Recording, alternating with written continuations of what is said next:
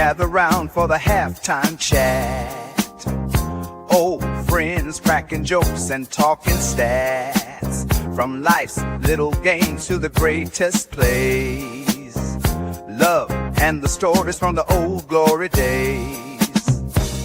With Phyllis Hart and Coach's cheer, we break it down every moment, dear. Life is a team and we've got the plan. Sports, love, and laughter, that's who we am.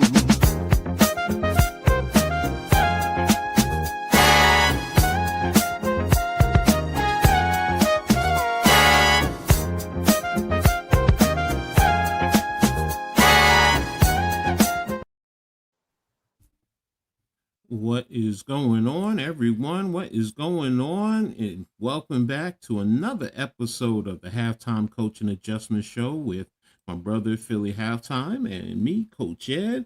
Excited to be here to join in with everyone. Got a good stuff to talk about today, so I hope everyone is well.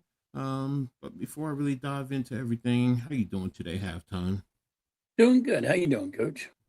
I'm good. I'm really good today. I'm just posting this on Twitter also. Episode of... But yeah, we have some good stuff to talk about. Yeah, so a good question of the day. Y'all know me.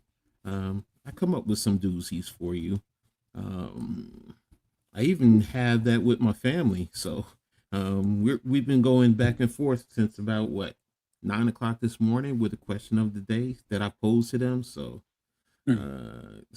But yeah, I like doing that. And sorry guys. Oops. Why isn't it coming up? Here we go. And me. And got the link, and there we go. Posted it on Twitter. Sorry. I'm all tapped in there.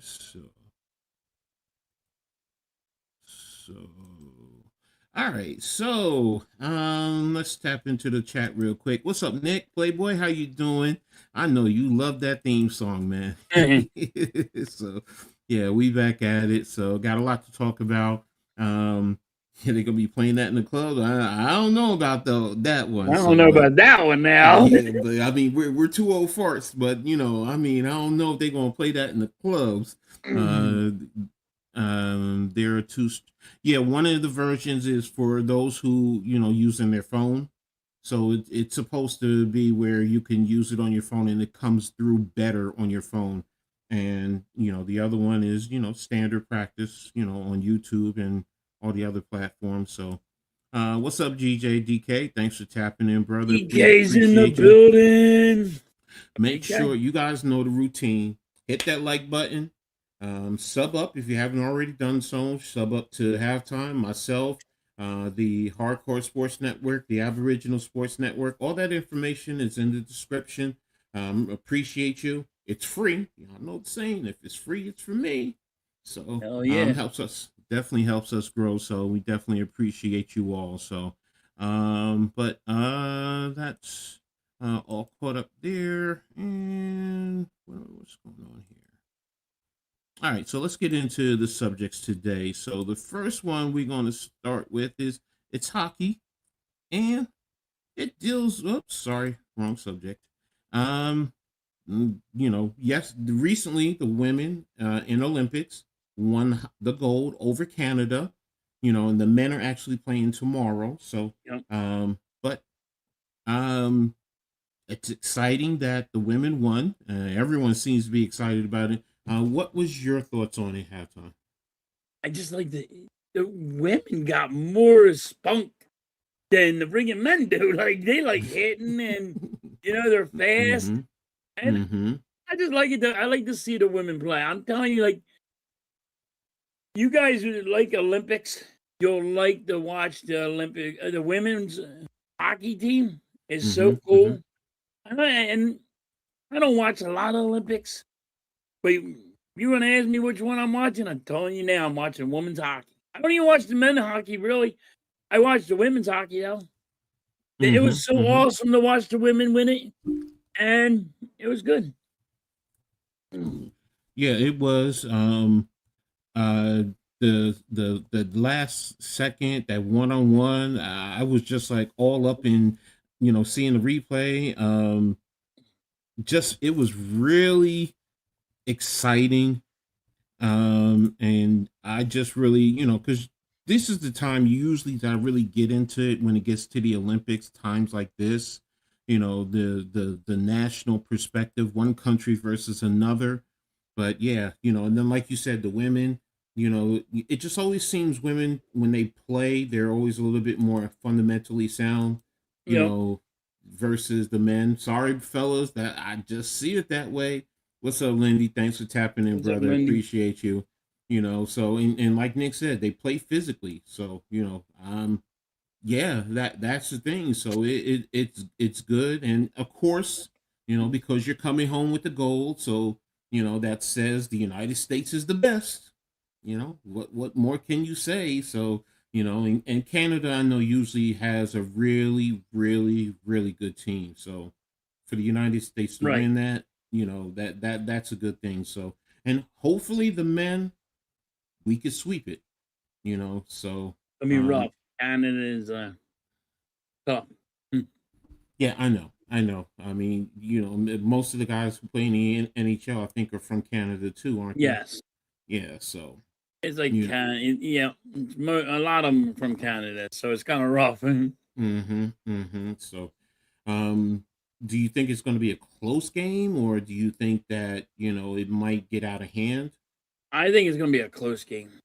Okay. Like it's going to be like, it's going to be like a, one score game, like where we're losing by. But I think Canada is going to win. So.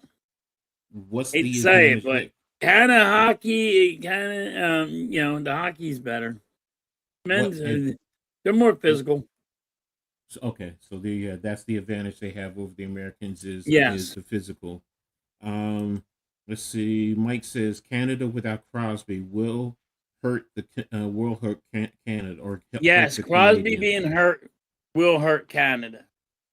Crosby got there was a nasty hit on Crosby, and but him being out might be an advantage for us. But I mean, that was a nasty hit he took.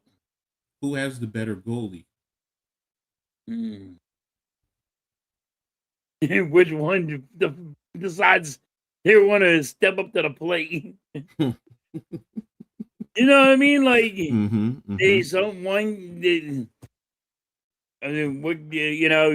are they going to have a good day or a bad day? Like, you never know.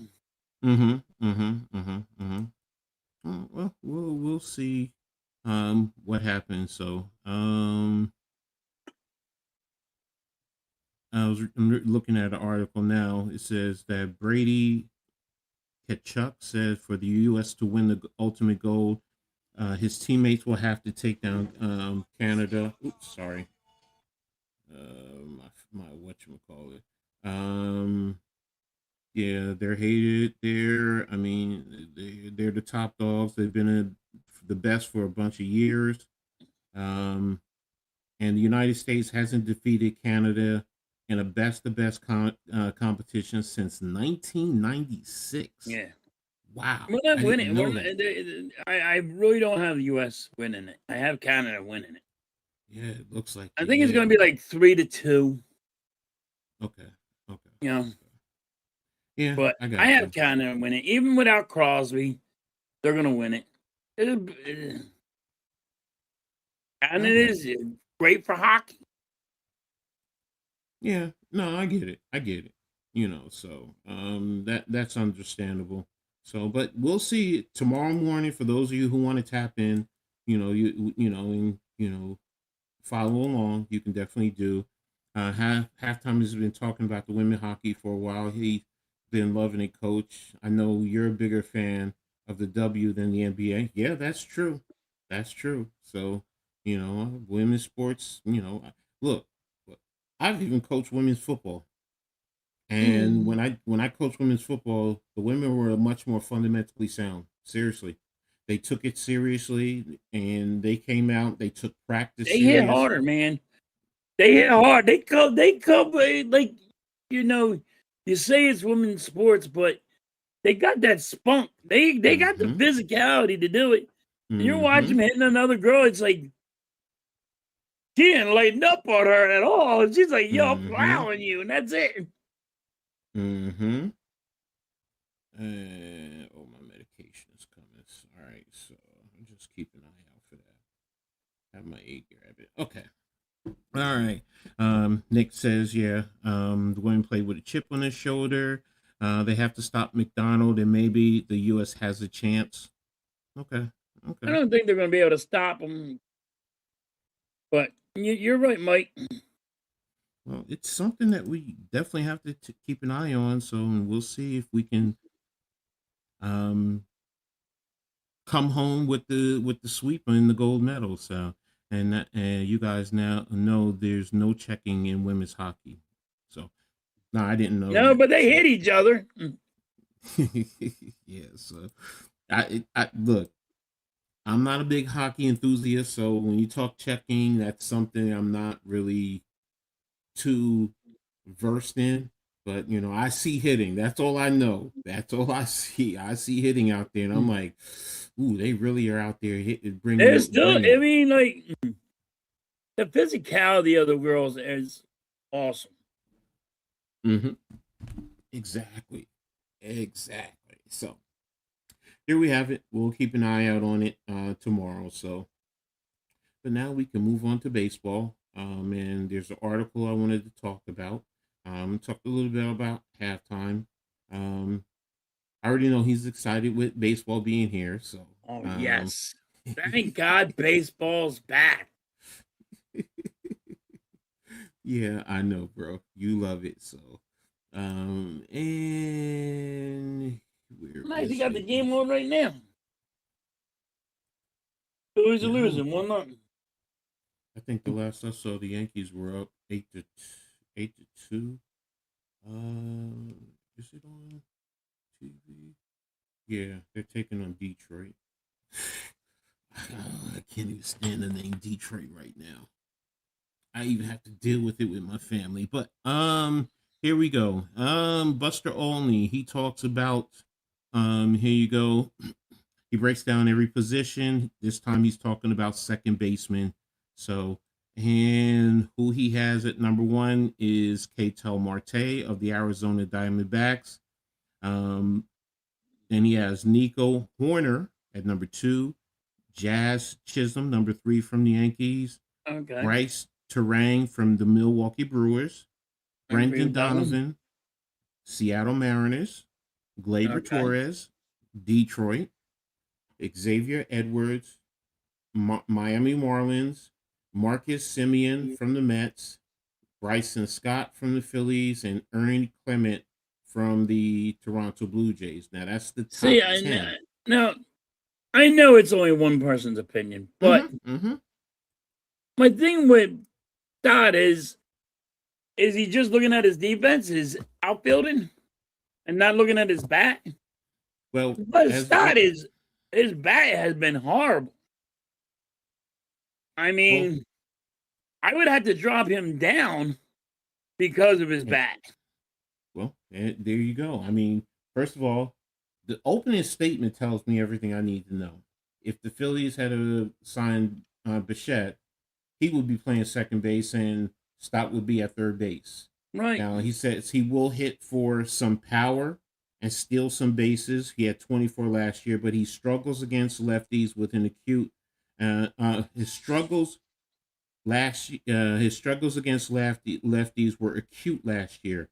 225, 287, 575 slash line with one homer in 123 plate appearances. So I'm with you. That's not good right there. That line right there doesn't speak well. So Yes, I um don't understand how they have Stott at number 9. He shouldn't be top 10. I mean, granted, his defense is great.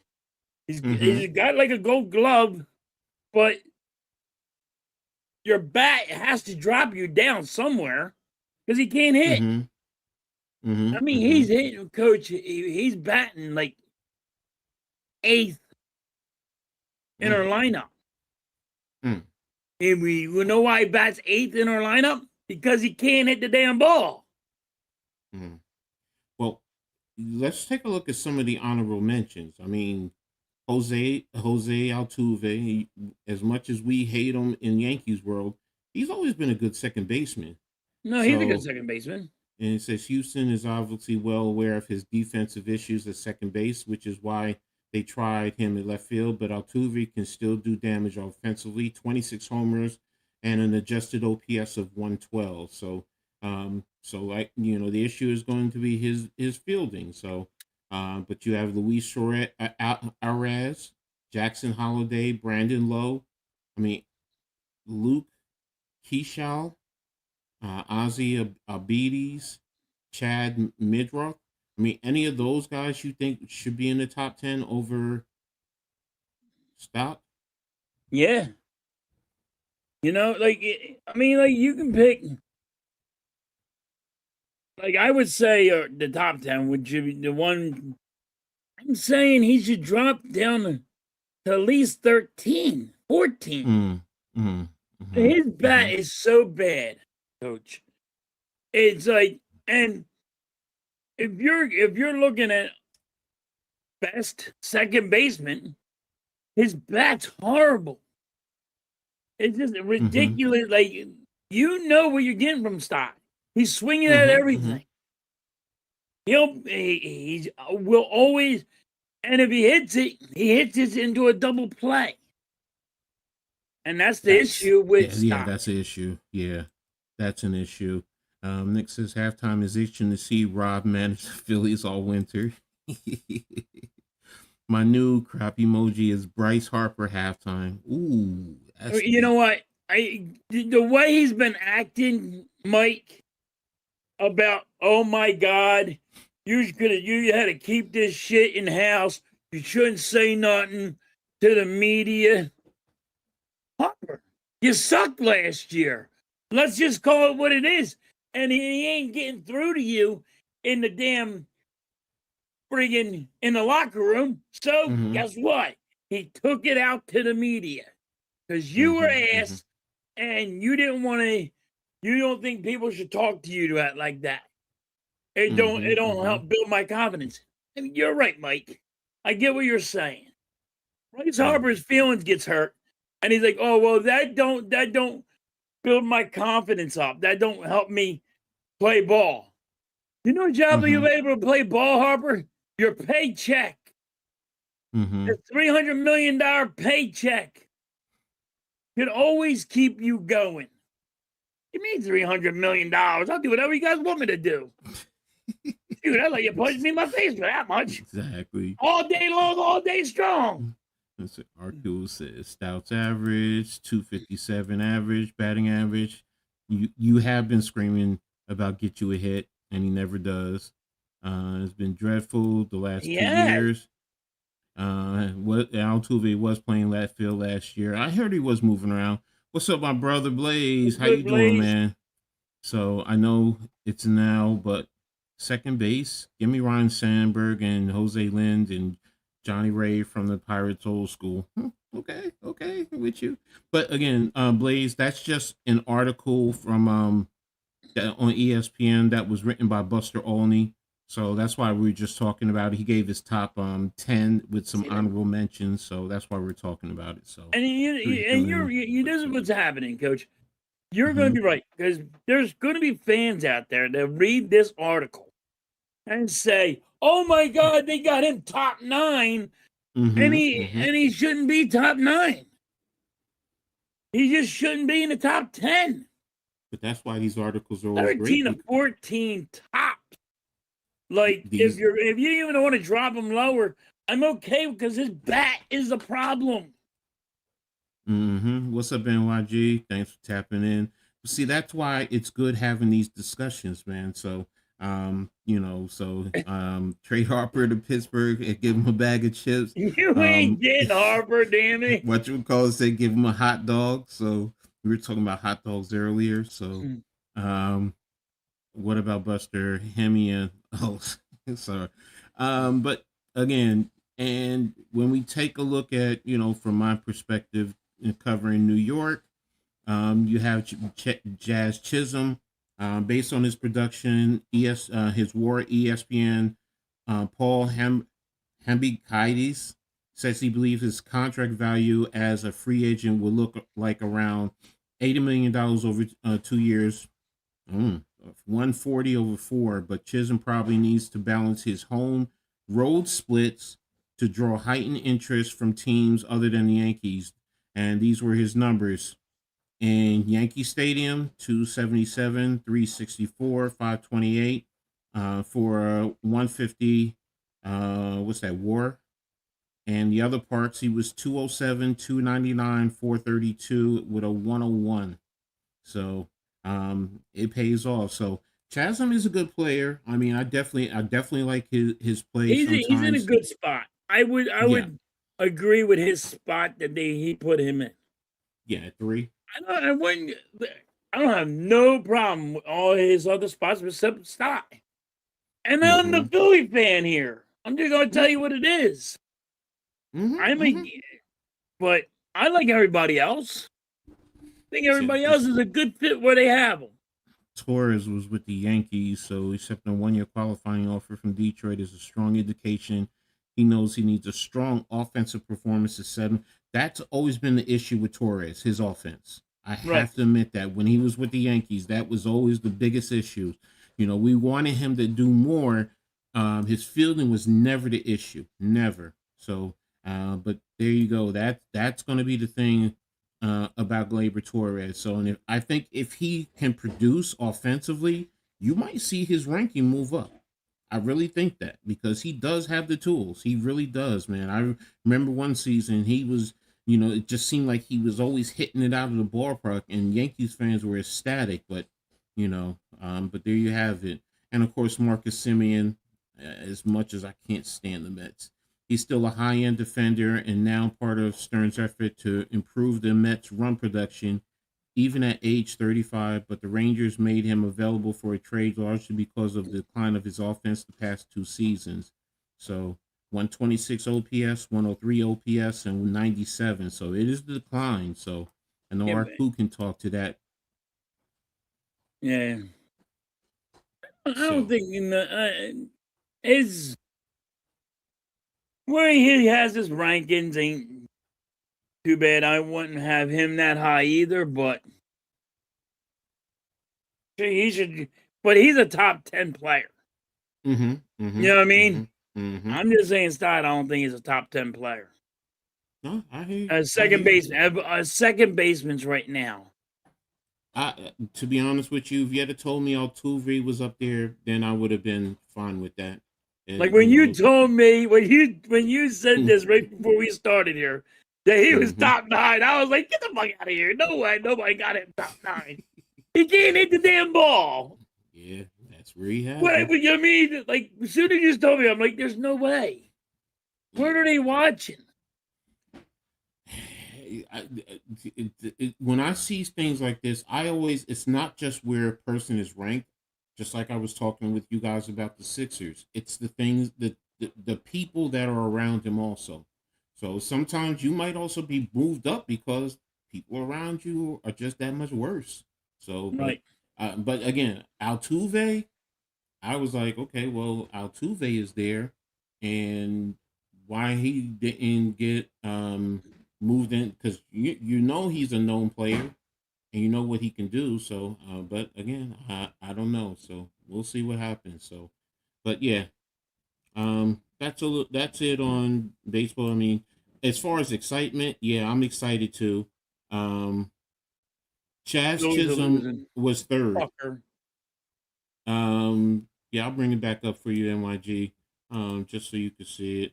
And I just had it. Where did I put it? Oh, there it is. I think he was 8, right? No, Jazz Chisholm was third. Jazz Chisholm was third. Yeah. Yeah, and he was behind Ketel Marte of the Diamondbacks and Nico Horner for the Cubs, which is saying Yeah. that he's number one in the American League as far as his ranking. So, But that's a good spot for him, I think.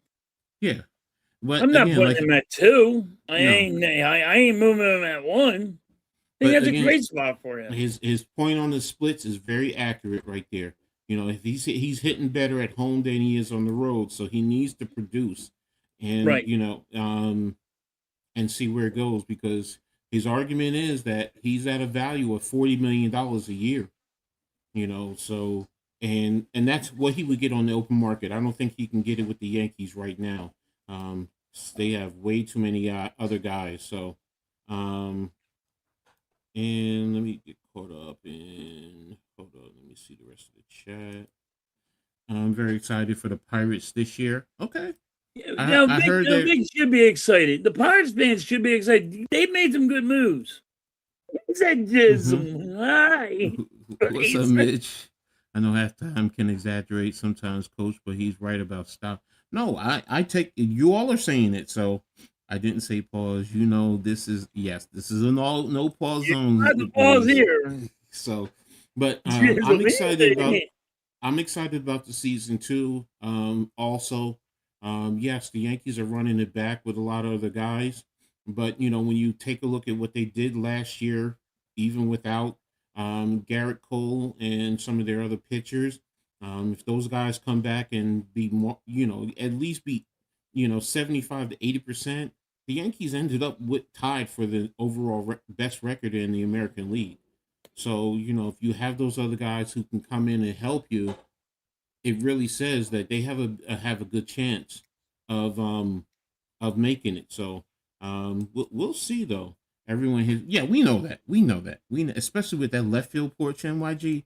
You know, I mean, that's to be expected. Yeah. So, you know, but again, with all the guys that the Yankees are bringing back, and you know, just a few little key tweaks. You know, they didn't make any major jumps. Like, you know, they most don't Yankee have to be fans very wanted. good. They didn't have to make a lot of moves though.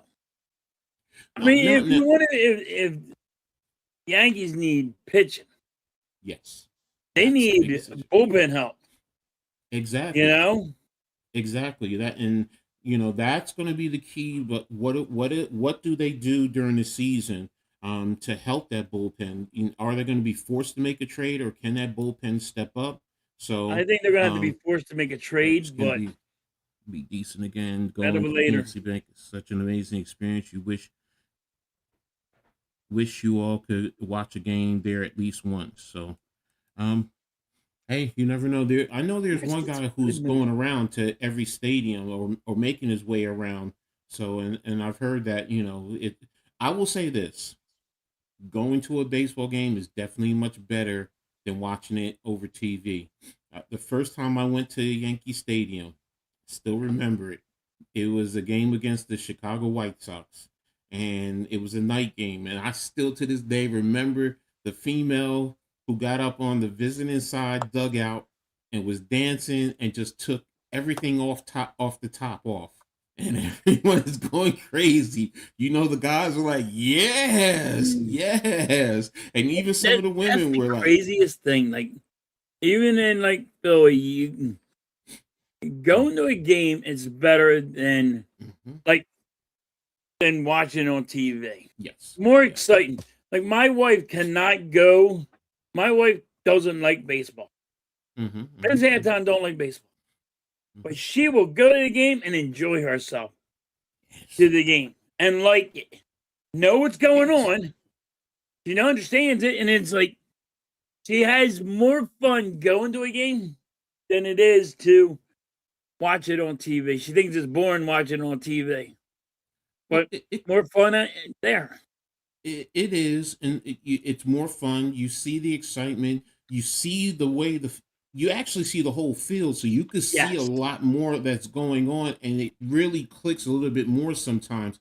You even see when a ball is hit on the ground. You even see the outfielders sometimes, how they're moving, coming in possession just to cover and help them out in case they missed. I mean, it's like little things you you don't think about, but those are fundamentals. Yeah, That's you what. you you you see them switching, like, you see everybody, switching and moving. Mm-hmm. They might have to move closer to second base or move Mm-hmm. closer to first base or, you know, and people are like, "Well, how do they know this?" Well, they got a sports card that tells them exactly Mm-hmm. how this player likes to hit. They have Mm-hmm. a sports card. Some people don't even know that, coach. They like, I'm like, Mm-hmm. "You see the paper in their back pocket? It ain't a Mm-hmm. love note from their fucking family member going, 'Yay, I love you.' It's Mm-hmm. showing them where they're supposed to be." You know what I mean? Exactly. So, Exactly. So plus it's also when you go to a baseball game, you don't realize it. The interaction with the people that you're sitting around. oh, It with the it, it fans, yes. Yes, it helps you so much more. I get you with a football game, you're really tuned into the game. You're really not, unless a play is made, you high five people around you. But Right.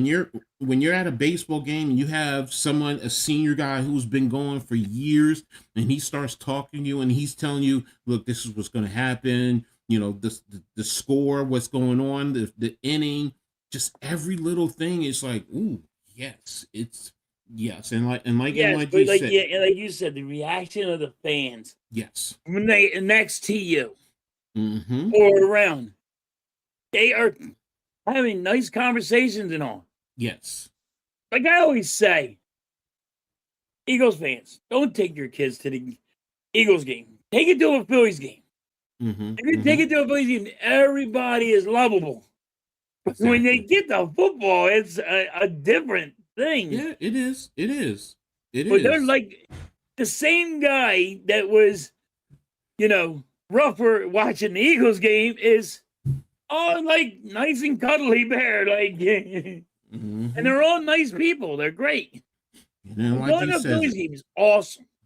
He said baseball is the best sport live to attend in person.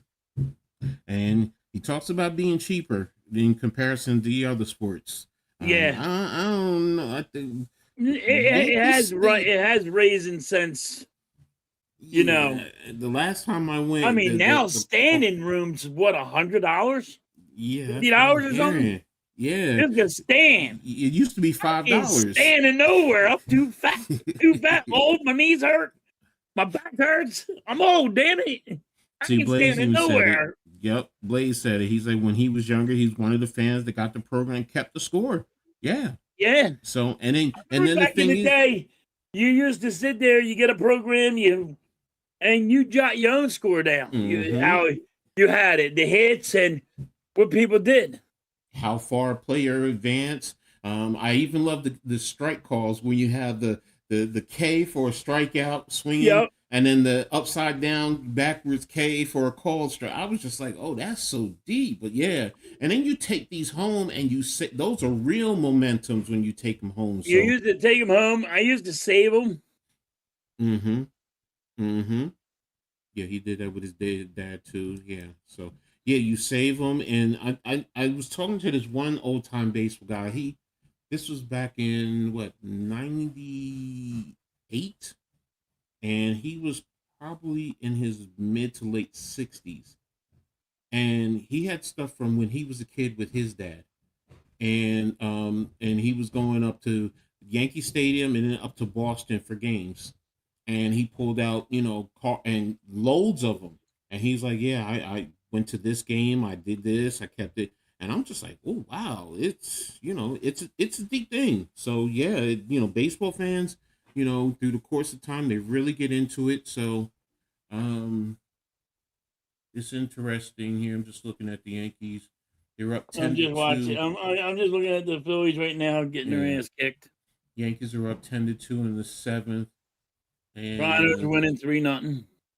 yeah, so I mean, this is only the second one, so I know it's gonna. But yeah, I'm excited. I want to, see. I'm gonna be watching a lot more games this year, to see how the Yankees do and see if I can get back onto. I'm just not gonna follow the analytics. I'll probably be watching with no volume on, because I don't want to hear the analytics. I just want to watch the game and enjoy the purity of it. So An NFL game is $300. They both expenses, yeah, but baseball's cheaper. I went to Yankees versus Oriole, and it was $30.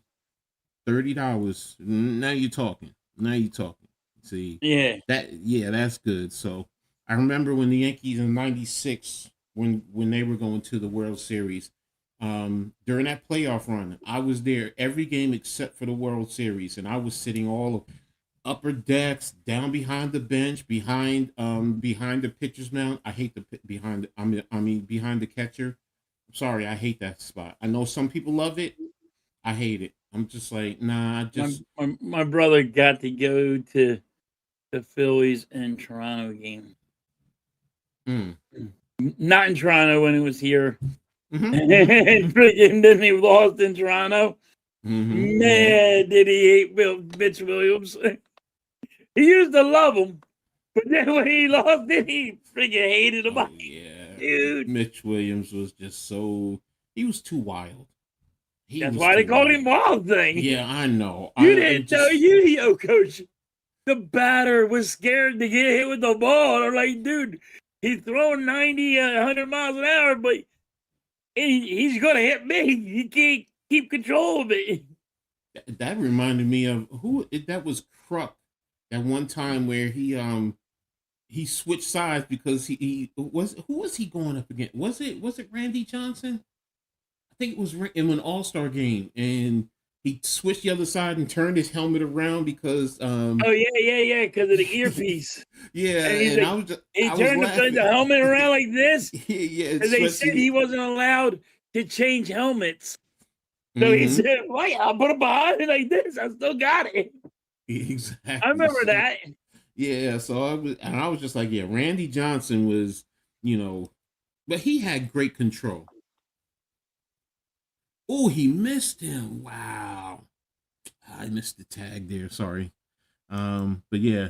Randy Williams, man, yeah, and then when he pitched, always falling off of the plate. It was just like you always thought he was gonna fall flat on his face. I always thought he was gonna fall on his face. And the way he ran. Pitch. No, after he threw the pitch. Yeah, and then coming off the mound, and then it was just like, okay, I'm like, is he gonna fall? Is he gonna fall? So yeah, I love those. I love good baseball, especially live. So, and hopefully this year, hopefully my Yankees will do better. So we'll see. Wow, now it's bases loaded. Bases loaded, 2 out. So Phillies can't do nothing. Randy Johnson hitting the bird still. Oh yeah, you're right about that, Blaze. I forgot about that. What was that one? Randy Johnson hitting the bird still might be the longest thing during a sports game. That bird exploded. Yes, I forgot. That was on ESPN for how many years? Yes, that's still on ESPN. Once in a while, you'll see it when baseball starts. They show him throwing in that bird exploding. I remember this one lady was like, he murdered the bird. I'm like, lady, he didn't murder the bird. The bird shouldn't have been on the field in the first place. But hey, it happens. I mean, that's something that, what, and look, Randy Johnson does throw pretty hard and fast. So, oh yeah. I wish the Yankees would have had the Randy Johnson from Seattle when he was playing with New York, or Arizona. Maybe we would have won more World Series with him, but that's just my personal opinion. So that's just me. So, how many Pepsis have you had so far today? Huh? How many Pepsis? Is that a Pepsi or a Coke you were just drinking? It's a Coke. How many between the two? It's not running. Listen, Coach. Listen. We on number 7. There you go. There you go, bro. No, we on number 7. I drink soda all day long, all day strong. I do you? I mean, hey, I'm more into. Oh gosh, it's gonna be a score. Pass ball. That has to be a pass ball. Yeah. I'll drink any kind of soda there is. I like birch. I can go. No, I can do birch beer. I go crazy for birch beer. Yeah, I can do birch beer, root beer. Those two though, for some reason, I automatically put it in the freezer when I'm about ready to drink one. No. Yes. You got to put it in the freezer. Yes. Yes, a birch beer or a root beer, you got to put it in the Put it in the freezer. Yes. Don't let it explode, but you got to put it in the it's freezer. Yes, exactly. Or if you have the mug, put the mug in the freezer, let it frost up nicely.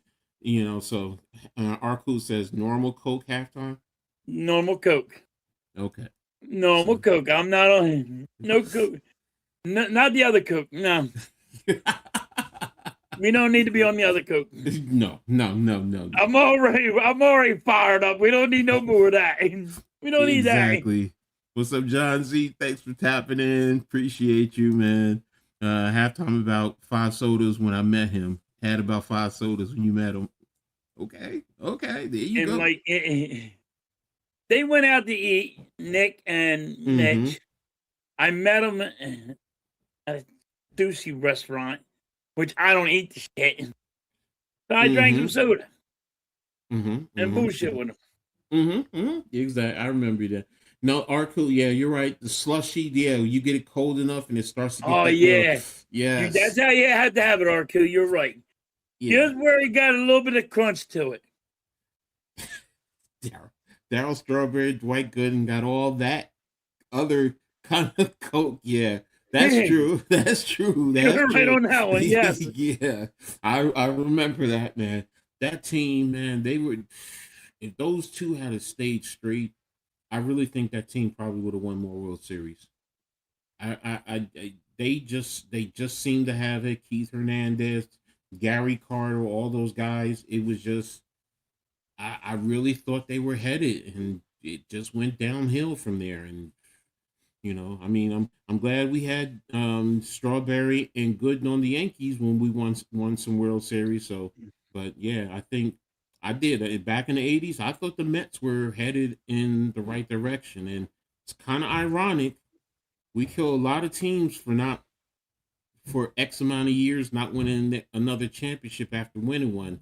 And the last one for the Mets was in 1986. Think about that. That's how long it's been for them.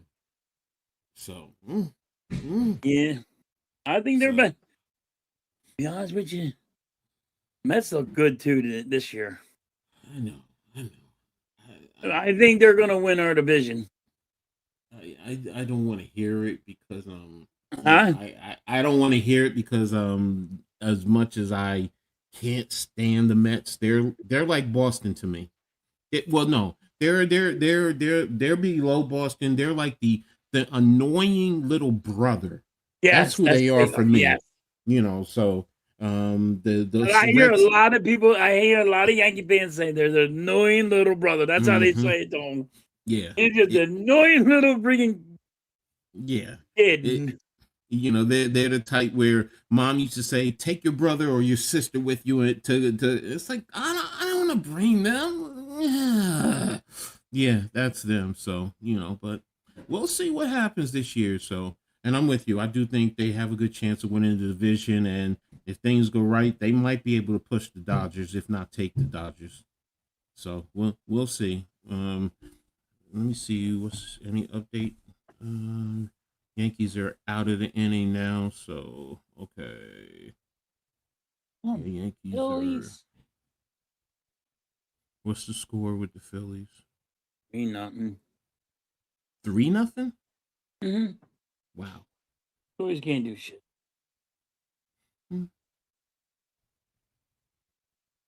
Yeah. Pittsburgh is beating up on Baltimore 8-2.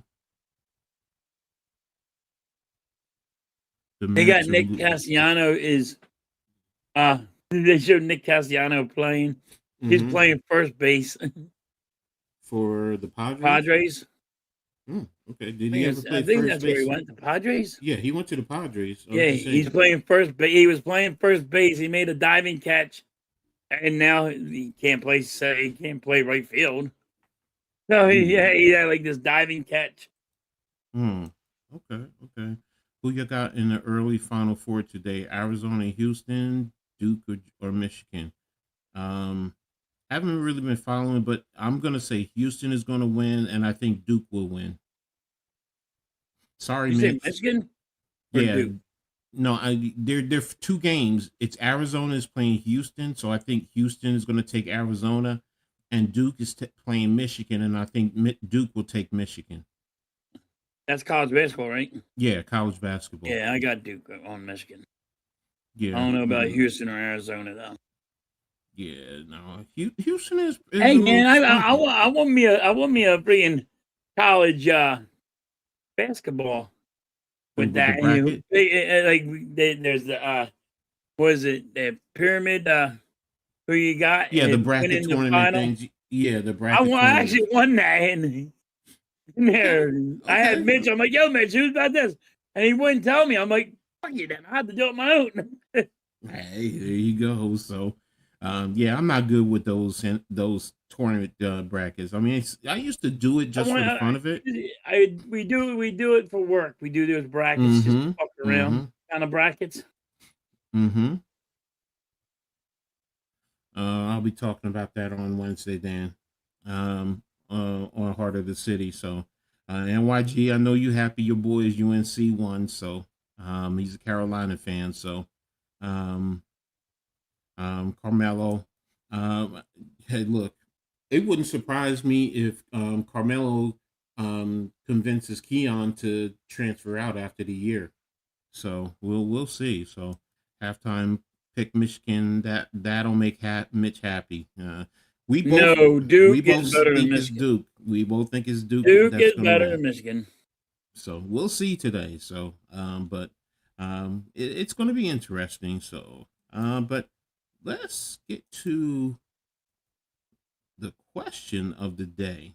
So, and I'm looking forward to the chat to hear your responses more than ours. So, but the question of the day: which fictional character do you think you'd get along with in real time? So fictional, it could be any fictional character anywhere. Yeah, bitch. We picked against your Wolverine. So I used to run a bracket everywhere, run around town, collect over 100 brackets, and sit every weekend in March calculating wins, losses, and such. I love old school March Madness. Okay. There you go. I'm about to go back. I'm about to get that bracket thing again. We do it at work all the time. Okay. Well, Blaze says, me and Spider-Man are boys. Well, why are you guys boys? So, but go ahead, halftime. You tell what fictional character do you think you would get along with in real time? Like, I still, man, you told me, I was still thinking about it. I'm like, okay. I'll go first. For me, one of my favorite all-time characters is played by Kadeem Hardison, Dwayne Wayne from A Different World. He's smart, and I'm smart. Good. Loves sports. He loves basketball. He's like Mitch. He loves basketball, but he loves football, loves baseball. He's passionate about his family and his friends. So, and I used to say and when he was young, he was goofy and silly, and I would say, you know what? Yeah, we could have some great conversations but yeah, he's one I would like, we would get along great, whether we're talking intellectually, whether we're talking about sports, whether we're talking about family, it just, it would definitely be there for me. But, halftime's answer, Cookie Monster, because they both love to eat. But who's yours? You ready? Yeah. And it always will be. Mm-hmm. Elbar. Ooh, okay.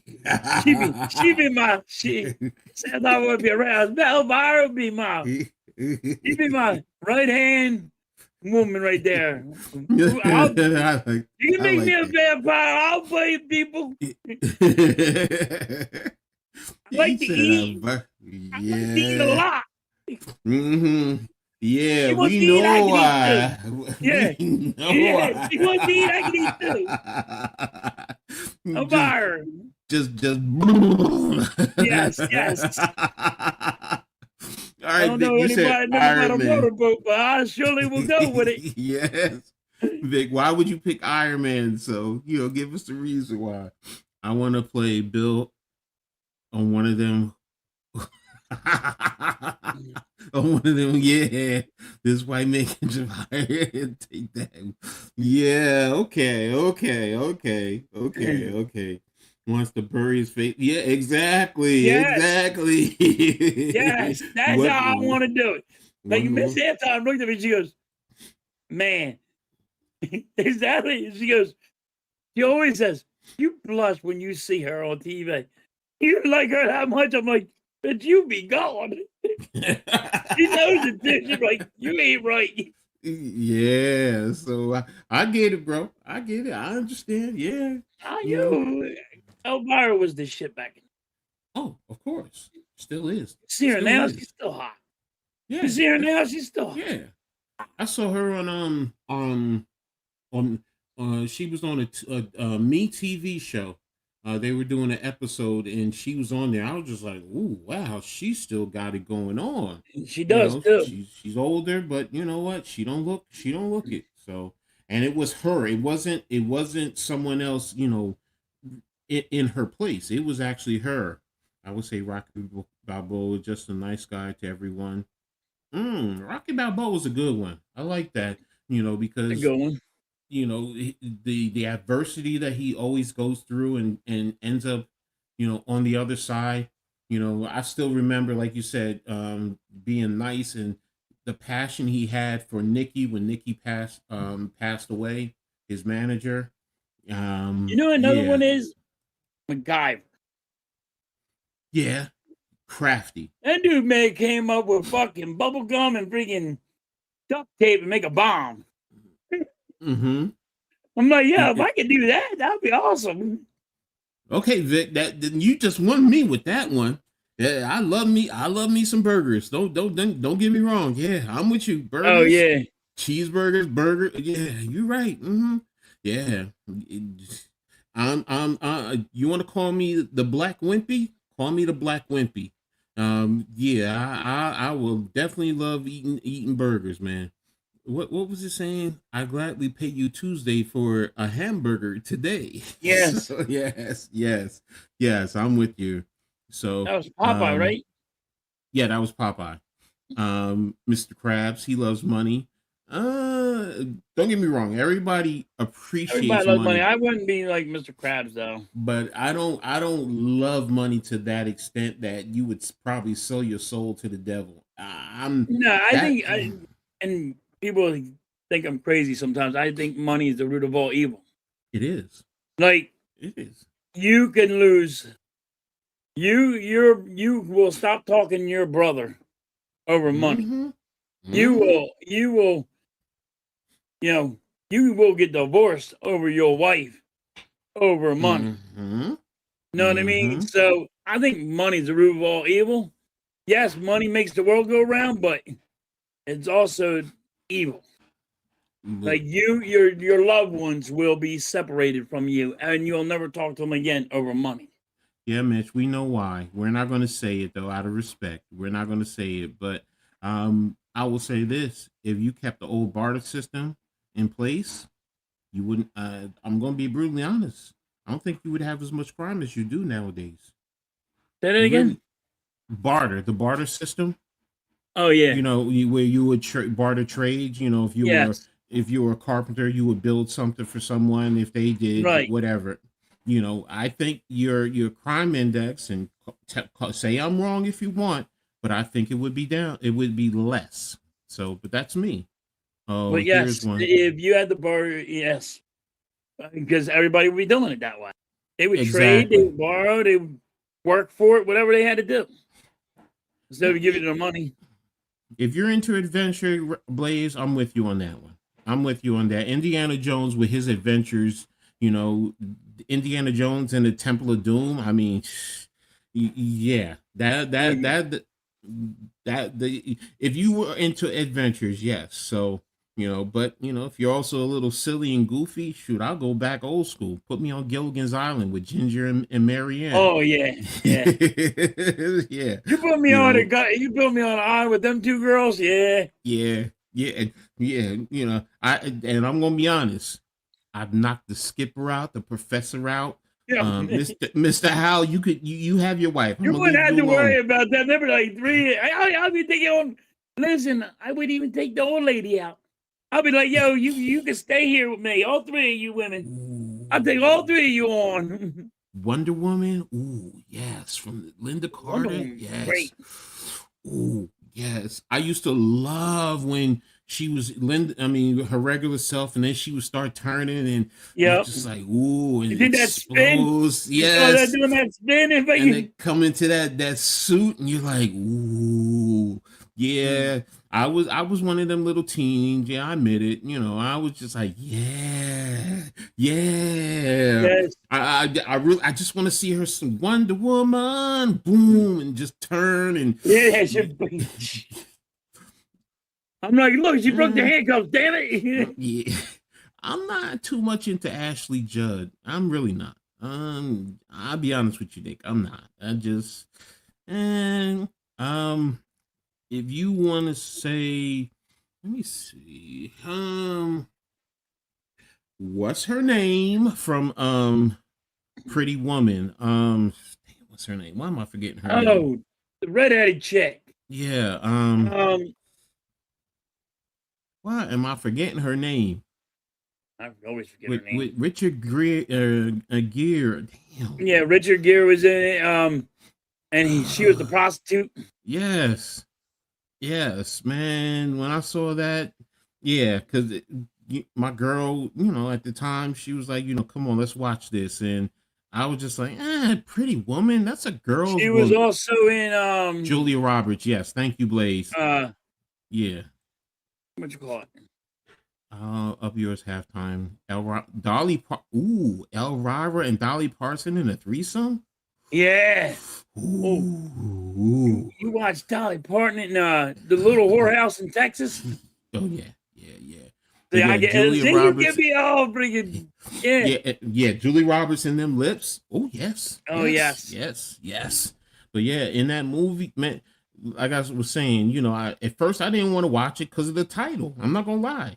Babe, that's a chick's movie. That's for you. Right. Everybody, all the guys never watched it because of the title. And then they're like, wait a minute, you gotta watch. Some guy watched it with his wife. And then you find out you gotta watch this.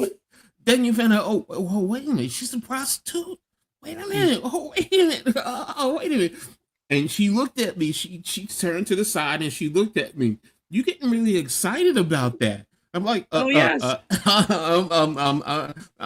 Just like the storyline, babe. I'm intrigued now. Leave me alone. Yes.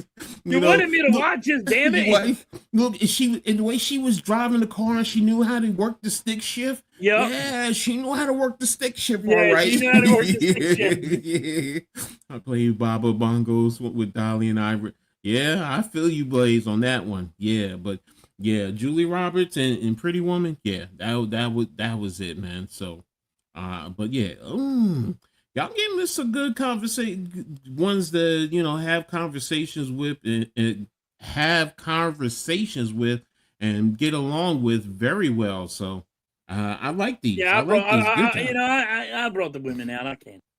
Oh, of course. It's always got to be about the women. Yeah, but I still like Dwayne because he's sports. No. Yeah, but yeah, I'm with you. See, now if you want to go there, I'm gonna also throw Love and Basketball, Sanaya Lathan in Love and Basketball, because I was just I was so in love with her when she was playing that role. Oh man, Coach just said around halftime, get nervous. Soft side comes out. I leave my wife over a bar. I ain't even joke. Oh no, I leave her tomorrow. Look, she knows it too. If you with somebody, if you a man and you with a woman, there's always, ladies, let's be real. I'm gonna be honest with you. There's always a woman, famous woman, that he probably would seriously consider, if not actually leave you for. you know, and my first wife, God rest her soul, she knew it was Whitney Houston. She knew. She's like, Yeah. because she said, I can't sing. She's like, I know Whitney came in here and sing to you. I'm packing your bags. I'm saying, here you go, Whitney. Take him. He's yours. Yo, yo. Yeah, yeah. So, I mean, it was, yeah. I was following Whitney back when I was in high school, man. Oh my gosh. When she came out with that first album, oh man, I got in trouble behind it with one of my girlfriends. Because she was just like, are you playing that album again? You're playing that album again? And I'm in school playing the album. I'm on my Walkman and I'm listening to playing the tape. Yep. Yep. So, but yeah, we all have one. We ain't gonna tell you. We're not gonna. No. I'm being. Yeah, fellas. I know. Damn, coach, you giving up all the secrets? Yeah. But guess what, ladies, don't lie because you're doing the same damn thing. Hell yeah. So let's keep it real. Let's keep it real. My wife said that she believed she would leave me over some dudes. Yeah, Okay. there's always one. I know. You know. And I never told her, hey, and she just like, all right, so Elvira's your girl, because I can see you in your face. It's like, you would leave me in a heartbeat. Okay, as long as you know. Y'all were dying to watch Lilo and Stitch in June. Okay, there you go. There you go. More power to you. So, hey, but I don't know about Alito, and I don't know about a Stitch. Yeah, I'm with you there, but I've heard about it. I know that's out of my forte. I don't know about that. So, but hey. But yeah, great job, great contributions. Like I said, I was going back and forth. I ain't gonna hit y'all with the one that I hit my family with because we're still in our chat debating it now. So, but it's a very keep on going. Which one is it? Oh, y'all don't want, you really want me to put it out there for y'all? Yeah. I'm gonna blow y'all heads, man. Okay. It's question of the day. Are there any fallacies that hurts the world more than others? Say that one again. Are there any fallacies that hurts the world more than others? Yeah, exactly. And this has been going on since 9 o'clock this morning that we're having this discussion. Yeah. So, and for those who don't know that, like fallacies, what's Coach talking about? I mean, there are many different types of fallacies, man. Many different types. And you have some common logical fallacies, whether they're the straw man, slippery slopes, dichotomy, appeal to emotions. And then you have cognitive based, just world fallacies, appeal to ignorance, fallacy. Like we get deeply into this. We really do, and then, you get one philosophical approach versus the other, so because some are saying all fallacies hurt, even if you don't use them, versus someone who says, because we have it in our family, one argument has been, well, if you're using this fallacy, it's hurting. The others aren't hurting because you're not using them, which is right. It's true.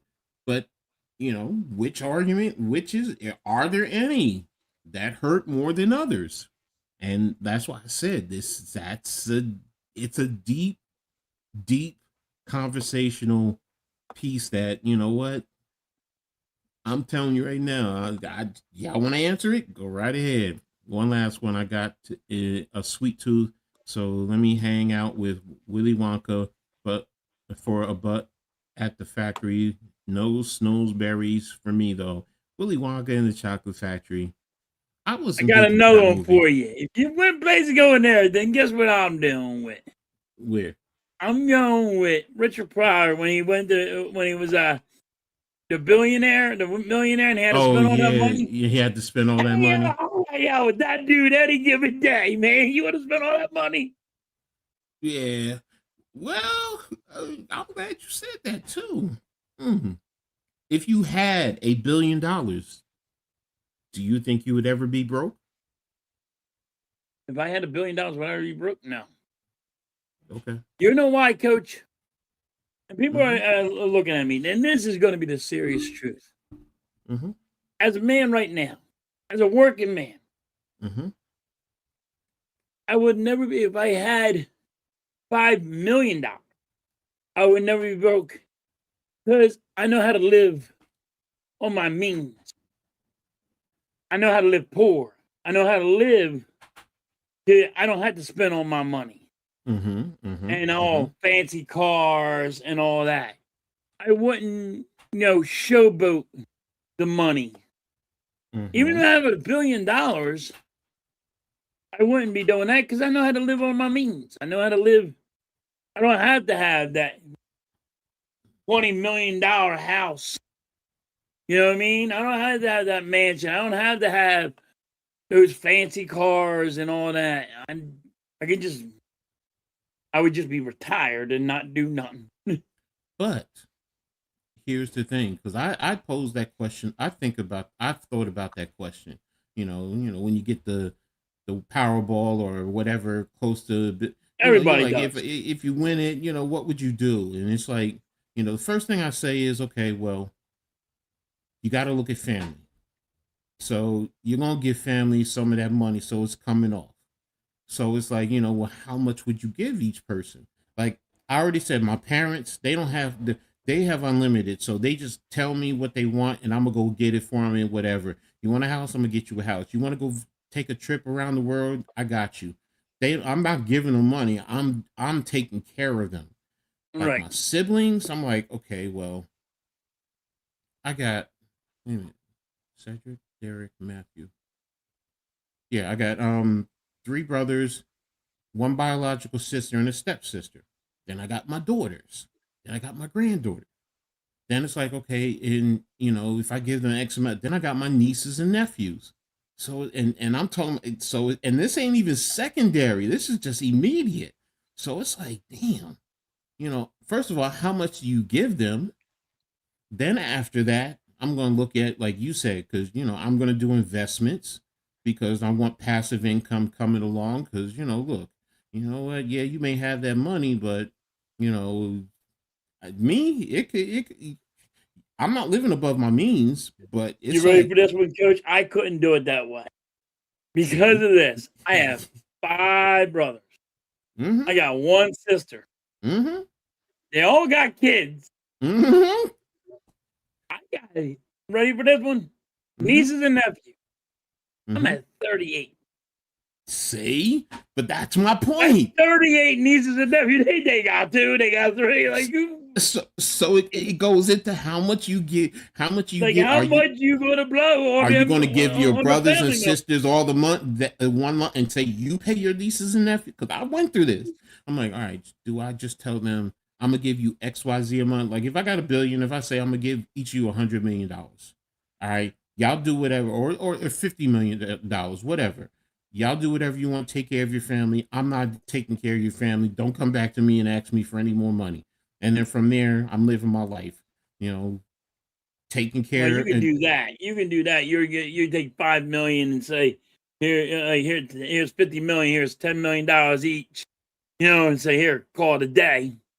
You take care of your family, your kids, and whatever. See, and Blaze comes up with a different. Good point, Blaze. What about charity? Thank the Lord. So it's like, okay, yeah, great point. So it's like, yeah, you are going to think about charity, how much you give to charity. You say half. Okay. I'll be honest. Most people will probably say, they're not giving half, but they'll give a good sense. Manipulation is one of those worst I would give, what I would get up on charity, good amount, would probably be to the cancer thing because my wife's dealing with cancer. And my dad died of cancer, and my aunt has cancer, and like a couple of my aunts died because of cancer. So I would probably donate real big to that. And that's why it's like, for me, if I had money like that, after take care of my family, charities, I'm putting money investing because I want to live off of passive income. Let the others grow. So when I pass on, that money still goes on to my family as the quote unquote generational wealth. But let it work for you. But yeah, it's And I've always said it. Look, if you give me $1 million, I think I can make $1 billion in a few years. If you give me $1 billion, do I think I can push it? Yeah. Yeah. Will I work hard and work crazy? Yes. But you know what? I'm also looking at my family and others in that regard. So it's, what are you using the money for also? Because, some people just want to be Mr. Scrooge. I ain't trying to be Mr. Scrooge now. I won't be Mr. Scrooge, mm. but I tell you, I ain't gonna be like buying no friggin', island, or I'm not gonna buy no friggin' Lamborghini I can't really drive. You know what I mean? Yeah, the Lamborghini, the island thing though, bro. Have my own island. I don't know, bro. I might do that. My own island. Because sometimes people do get on my damn nerves. Now I get myself in trouble. No. About to get myself in trouble. I get what you're saying though. Seriously speaking, it's like, what do you need an island for? And sometimes it's like, get away from people. I'll be honest. Yeah, I would to me, I would live around my means. I'm like, I'm not going to sit there and buy a $15 million house and like these fancy cars. You know what I mean? No. Don't get me wrong. I buy a good house, but you know what I mean? Probably like $2-3 million house. I'm not going to buy a $15 million home. As my kids and I talked about, we said we would buy land and build our houses on there. Not close to each other, but like if you had to walk down to my oldest house, it might be a 5-minute walk. So that's not close. But yeah, buy land like that, because that's the point. It's like that's something that you can always pass down and keep in your family. But yeah, I'm with you. A $15 million mansion for what? For what? But like now, me and Mrs. Halftime always talks about it. Like if we had over $1 billion, what would you buy? We would buy and we've always talked about it. We would buy a house for her parents, a house for, our relatives, and we're just leaving a cul-de-sac the whole, exactly. You know what I mean? The whole clique, and that's it. Your whole, well, this road leads down friggin' just this one family's road. There's everybody on that in that area is just all that family.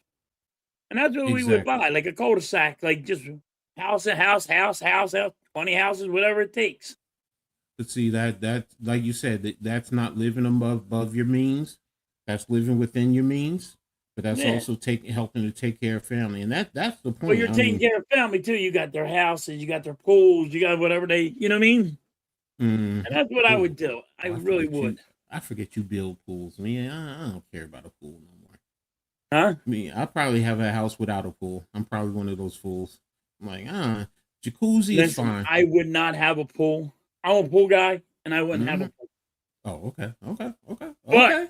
But the crazy woman, wherever she's floating right now, she wants a pool that's cost $1 million. What? Oh, she wants $1 million swim pool. Wait a minute. I didn't know pools cost that much. Oh, yeah, coach. You name it, I can put it on it. You can have a cave you can have a cave on your pool. No, I've seen stuff like that, but you can have a sliding board come down. You can have anything your little heart desires. I can have a big ass waterfall, like hot potato chips. I built a swimming pool for him, right? Mm-hmm. And it was 20 stories high of a waterfall. It's a pan waterfall. Waterfall goes into another one, another one, another one, another one, another one. There's 7 freaking waterfalls going into this pool. Because hot potato chips, dude, got so much money, he don't know what to do about it. They put a mountain in the backyard. Because he had a cave, too. Wow. So you swim into the cave. When you swim into the cave, you got the waterfall going like this, and then you swim into the cave underneath the waterfall. That's stuff that I never would have thought of. I'm going to be honest. Oh, yeah. You can do some crazy, they got some crazy shit. What's up, Rafael? El Capitan Rafael Fucho. What's up, amigo? ¿Cómo estás? Wow, man. Like you got me. like I'm like, she wants to build some crazy shit. I'm like, man, no way. I never thought I get done. I'm retired. I ain't doing no more of that. $1 million for a wow. $1 million. There's one company, Coach. There's no lie. There's one company up North Jersey, right? They don't do. They won't build any pool under $1 million. Now this is landscaping, the pool, the landscaping, and everything. A basic pool, nothing on it, $1 million. They do all the landscaping. They do everything. And guess what? People buy it. No, I get it. I never thought pools I don't could get be it that because it's a basic pool. I don't get it. No, what I mean is people buying it. Yes, I get that. I'm just saying I never thought pools would cost that kind of money. Oh, yeah. Yeah. Wow. Yep. And I had dealt with one pool company, and they'll have like a cave and a waterfall, and they put a mountain in the backyard. Guy, get a mountain put in your backyard. A mountain. For what reason do you need a mountain for? I don't care, bro. I think I think if I had that kind of money, we might be going into business, bro. Because if they're paying that kind of money, yeah. Oh yeah. No lie. $1 million, and they only spent $1 million or more. Wow. Oh yeah, $1 million. Oh yeah. Wow. Oh yeah. Bro. Craziness. Nick says, tell the potato chip guys to stop leaving so much air in the bag and fill it all the way. Yeah, you're right about that. Yeah. It's got to be air, because how you going to pay for all that on them freaking houses he has? Yeah, you're right about that, because all that, yeah, that frustrates me. I ain't going to lie to you. You get a big bag and you're like, and then you're feeling, you're like, oh, man, they really. That's why my fat ass is always shaking the bag. Like, how much is it here?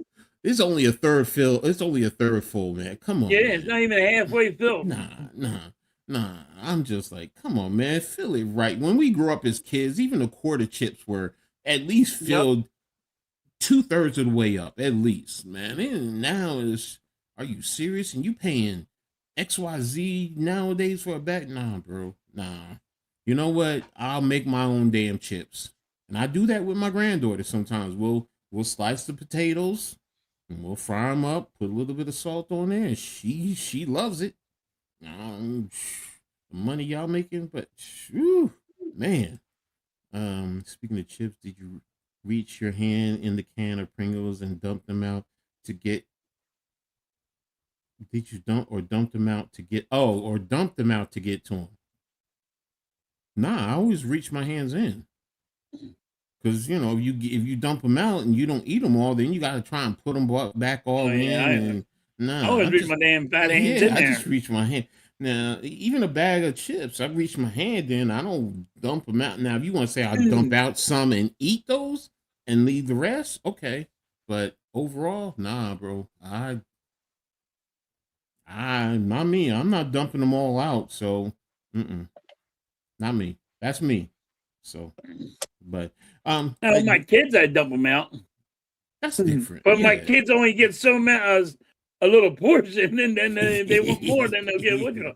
Yeah, exactly. So, but let's get back into the subjects now. Let's get into basketball.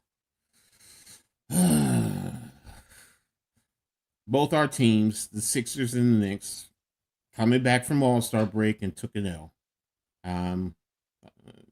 You want me to start or you want to start? You start. With the Knicks. And I understand why everyone is upset. The Knicks took a loss. They've lost all 3 games to the Detroit Pistons by an average score of 28 points. And the game Thursday was the closest one. I think they lost by 15 points. So that tells you how badly they've been beaten. And the Pistons didn't have 2 of their low post players who were starters or key players. So for the Knicks to lose like this, Cade Cunningham went off 40-something points. He dominated. There's a lot of Knicks fans who, I am not subscribing to this. I don't say this. I'm only repeating what I was reading and some of the spaces I was on and tweets on Twitter. But they're to the point, trade Jalen Brunson, trade everyone. Damn. And, yeah. Can the Sixers get Brunson then? But here's the argument. Their Brunson is too short. Teams are attacking him as a point guard. There's this one video where there was a pick. He was coming off of a double screen, got the ball, drove down the lane, and Mitchell Robinson was going to the rim. He was by himself, and Brunson threw the ball up and scored. But they were like, you could have thrown that to Mitch for a lob dunk. So they're like, they're frustrated with that. Me, I still have the same sentiment. And I even said to some, I said, do y'all know the Chicago Bulls, the Los Angeles Lakers, the Houston Rockets? There were several other teams that were swept during the regular season by a team and faced that team in the playoffs and won. They were swept. So to have that mindset of trying to blow it up, and I get it. I get New York. I know New York, we take it to another level. Our expectations are high. I get it.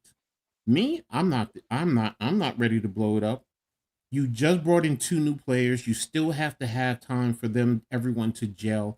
I get Karl Anthony Towns. No one is happy for the most part with his play. I have issues sometimes with his play, but I'm not ready to destroy this. I mean, they're criticizing Mike Brown and ready to get rid of him.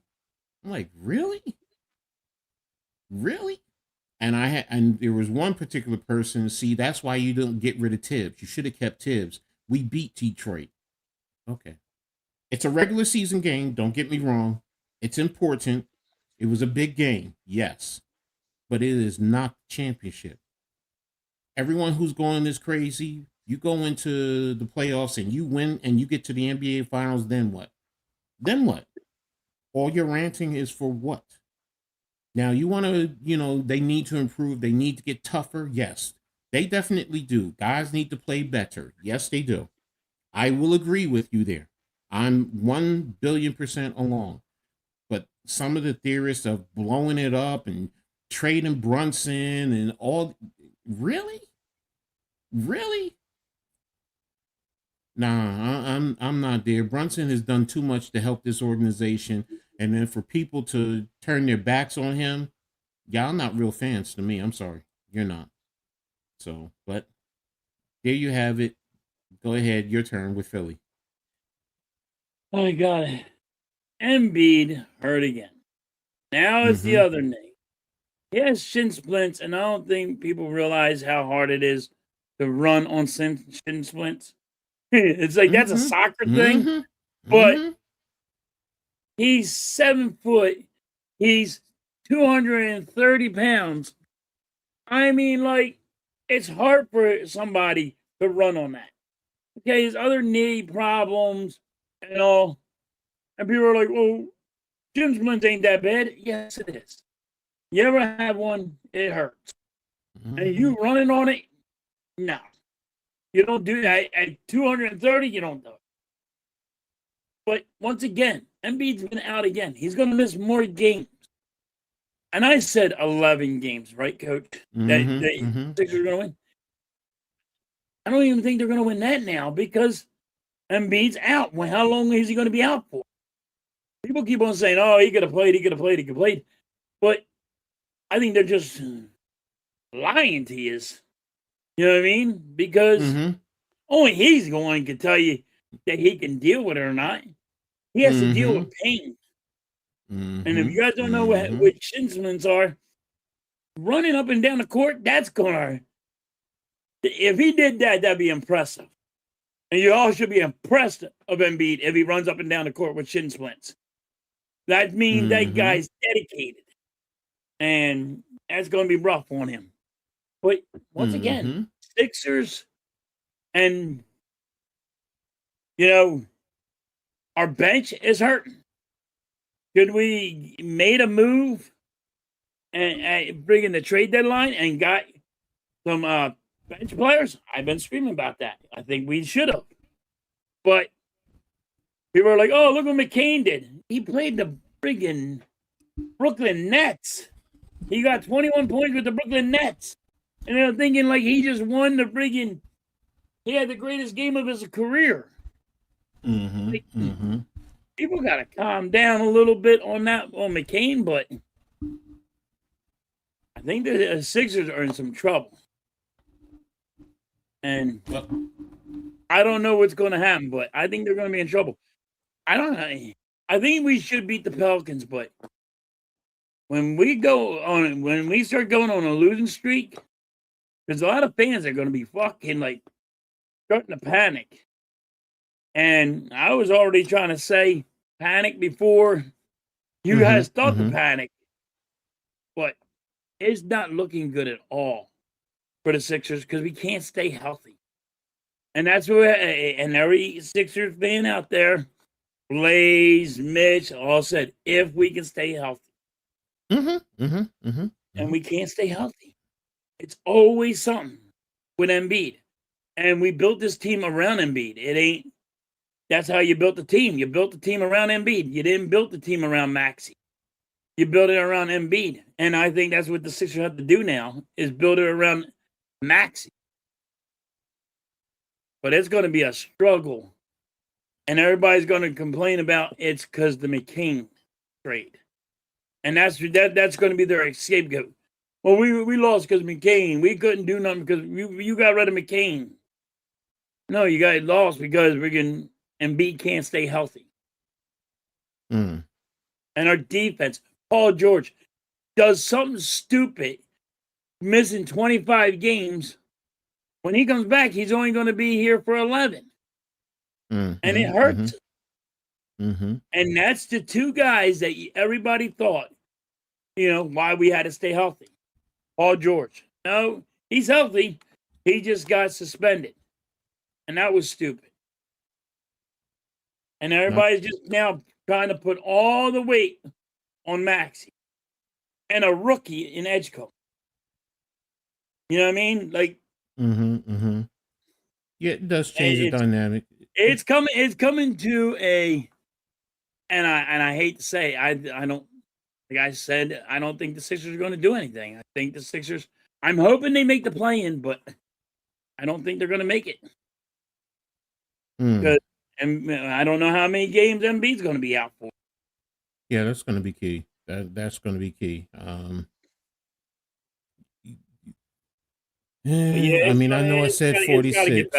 I know I said 46. I'm still going to stick around there because, if he does come back, but we'll see, because I still say the other teams around you, I still think you have enough to take care of those teams. So, but maybe your guys are right. We'll still see. Nick says Paul Reed lit up. Yeah, Paul Reed lit up the Knicks. Go ahead. The injury bug. The injury bug bites the Sixers again. Well, injury is on everyone, though. But yes, it hits you guys the hardest. It does. Come on, like Embiid, how many years has he stayed healthy? Yeah. You know what I mean? It's like every year. Like Blaze says, I feel bad for Embiid though. Like he's always hurt. So I give credit to Blaze on that because he says it. He feels bad for Embiid. He never stay healthy. There's always something. But it's like this team gets snake bitten by like Paul George being suspended. But it ain't just one thing. It's gonna shit goes downhill, I always say. And you're gonna keep on seeing more shit and more shit and more shit, and you're gonna be like, oh, what the fuck? Why does this happen now? At the end of the year. Yeah, Blaze. It does make me shake my head too. Fans, yes, we invest our emotions, but sometimes we have to take a step back. You said it before, Blaze. Sometimes we got to take the emotion out of things, which is true. Let's see. Nick says halftime can't stand Jabari Walker or Trenton Trendon Walford. Okay. Wolford was all right, but McCain. he's okay. He's not going to be the piece they put you over the hump for your bench.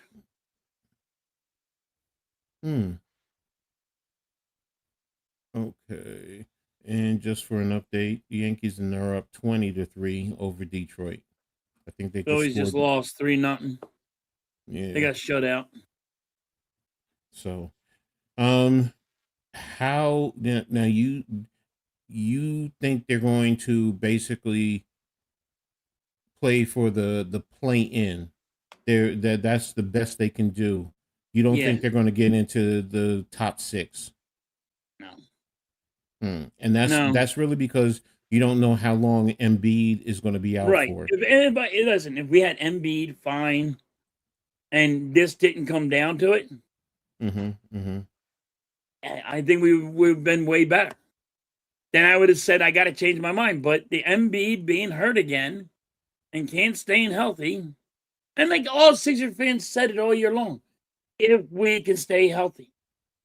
And really what they're saying is if Embiid can stay healthy for one damn year, we would be good to go. We'd be golden. Paul George.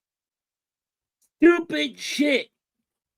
Getting suspended. And I get it. Medical reasons. But there's a process he has to go through. With, you know, that he has to tell the NBA, hey, I'm on this medicine. And they can say, hey, yes, you're allowed to be on that medicine, or no, you're not allowed to be on that medicine. But there's a process he has to go through, and he does not do it. You're making millions of dollars. Do not tell me you ain't got the time to figure out if you're allowed to take that medicine or not. You know what I mean? So that's just idiotic to me that he did something stupid like that. Because now you cost yourself money. You're hurting your pocket. But fuck the fans, you're hurting your pocket. That's stupid on your own. You know, but once again, like I always say, it always bites us in the end. Can Embiid come back and start playing? Shin splints, it takes a while for shin splints even to, heal properly. And you know, Coach, how hard it, know, Coach, how much that hurts. Running, just running. You could be running on freaking grass. I don't care where you're running. I mean, you're running on that hardwood floor, and then Embiid falls the way he does. You have to look at this. It's not good for the Sixers. I'm hoping I'm wrong. I want them to prove me wrong. I say it all the time. Prove me that I'm wrong. But fans are going to get upset because they think the Sixers are somewhere, and it's not going to, they're not going to be able to do it. The team was built around Embiid. And Embiid ain't going to be there. Well, why haven't they realized that and started a transitional phase in working this way around? Now, I'm not saying getting rid of Embiid. That's not what I'm saying. If you're saying that you have to get rid of Embiid to build around Maxey, that's a different story. But I didn't know. No, you're right. They should build around Maxey, but have Embiid a part of it. Yeah. So they don't lose. You know what I mean? They built this team around Embiid instead of Maxey. And you had to build this team around Maxey and not Embiid. Because then you could kill forward if Embiid's not there. Exactly. So, you rather have other key pieces that can help along. Right. You got other key pieces to handle it. But once again, like, if you keep on doing the same shit over and over and over again, people say it's like sad. You're going nuts. You're going to go nuts. And that's what the Sixers are doing. They keep on repeating themselves over and over and over again. And people will blame every coach there is. But is if you are the GM and you're building around the one player that can't stay healthy on the court or on the field or anywhere in baseball, whatever you want to call it, that's the GM's fault. You got to say, at one given time, you got to say, hey, let's build around this guy, but keep him in the loop. You know what I mean? Mm-hmm. But it's to me, it's rough. Because Embiid, as soon as Embiid ain't there, shit's going to go downhill. I could be wrong. I'm hoping I'm wrong. No, I got what you're saying, where you're coming from. So, so let me see something. I just want to see how much longer do you have on his contract, Embiid? Huh? How many more years do you have on Embiid's contract? He just signed a new contract. I think it was 4 years, right? That's what I'm looking for. 3 years, but he already had another year on his other contract, so it's like 4 years. Okay, Embiid, yeah, he signed all the way to 29-30. So yeah, 1, 2, 3, 4, 5. You literally have him for 5 years. Yeah. I thought it was 4, but No, I'm sorry, 28, 29. He's a free agent.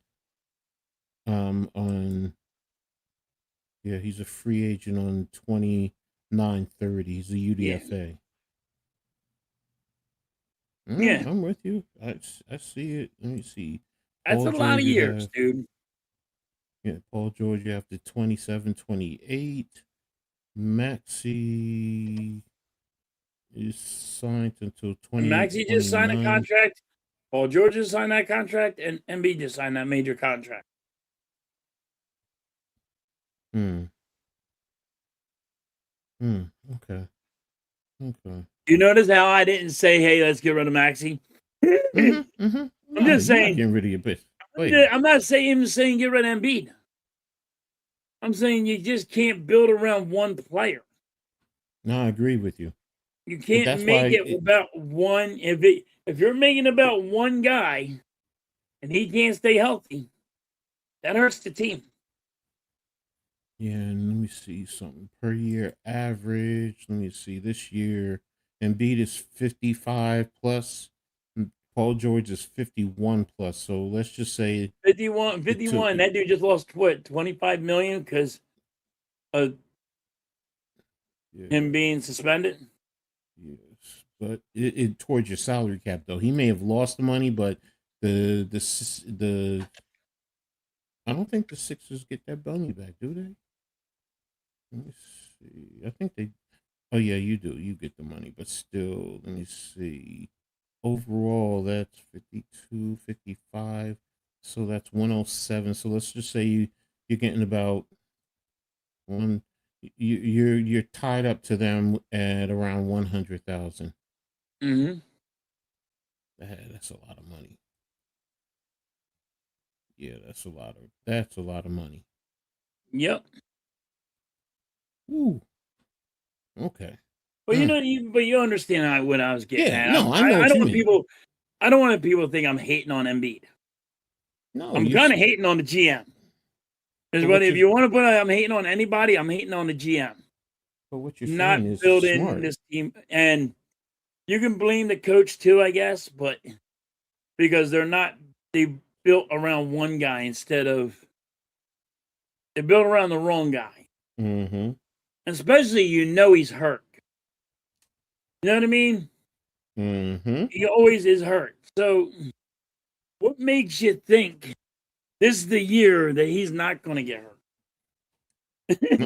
No, you're right. If he's consistently hurt, then it's logical. So, and like you're saying, why are you signing him to an extension when he hasn't proven, or even an extension at that high of value? Where here you go, coach. They gave him an extension after he played the Olympics. Got hurt in the Olympics. The Sixers knew he got hurt. Mm-hmm. They got fined for not telling the NBA he got hurt, right? Because they were trying to hide it. And they gave him the extension even though they were seriously hurt. Like, who does that? That's my point. That's my point. Yeah, you don't give him the extension, and if he says he's going to walk, then you take that chance because that also frees you up where you have more money to use to bring someone else in or more players to help you out. So Or you could have traded him. If he says, "Hey, I don't want to sign," you got to trade him because you still had him for one more year and got something for him. Like I always say, it ain't the name on the back. I'm worried about my team. I will trade anybody at any given time if it's okay with, and it makes sense with the salary cap and all. I don't care about the player. I care about my team. And if you're going to hurt the salary cap, then I say, okay, you can't do it because, it's a salary cap issue. Or you can do it, you know what I mean? And that's what they should have done with Embiid, maybe. I don't know. No, I'm with you. But the injury bug is always hitting that dude. If the NBA only played players per games played, and a lot of these injuries would magically disappear. No, I'm with you. So, yeah. If there was an injury thing, but then once again, you got injured on the job. That's basically what they're doing, getting injured on the job. So you got to pay them. You got injured. If you're at work and you got injured, you're waiting your goddamn boss to pay you. Yeah, that's a big girl. That is a big girl. All right. So now we're going to move on to football news. And we're going to start where there is talk of the Chicago Bears moving to Indiana. And what type of impact would a move like this have to the NFL, the legacy of the city of Chicago, and do we think it would be a good move? And I'll start. And, because when I heard about it, I had to do a double take. I thought it was a joke. And I'm finding out it's not a joke. It is something they are considering. There's something about Indiana is paying tax dollars to build the stadium. Right. Where it's like, okay, you're taking away from Indiana. Indiana already has the Colts. So why are you building another stadium, putting another NFL team in the state of Indiana? Because now you're taking away from the Colts. Well, and this is my theory. It's because, like, New Jersey has two teams from New York, but the state makes so much money on that, and the state's like, oh my God, we'll just put another football team here, and I think that's where that's coming from. Oh boy, what the heck?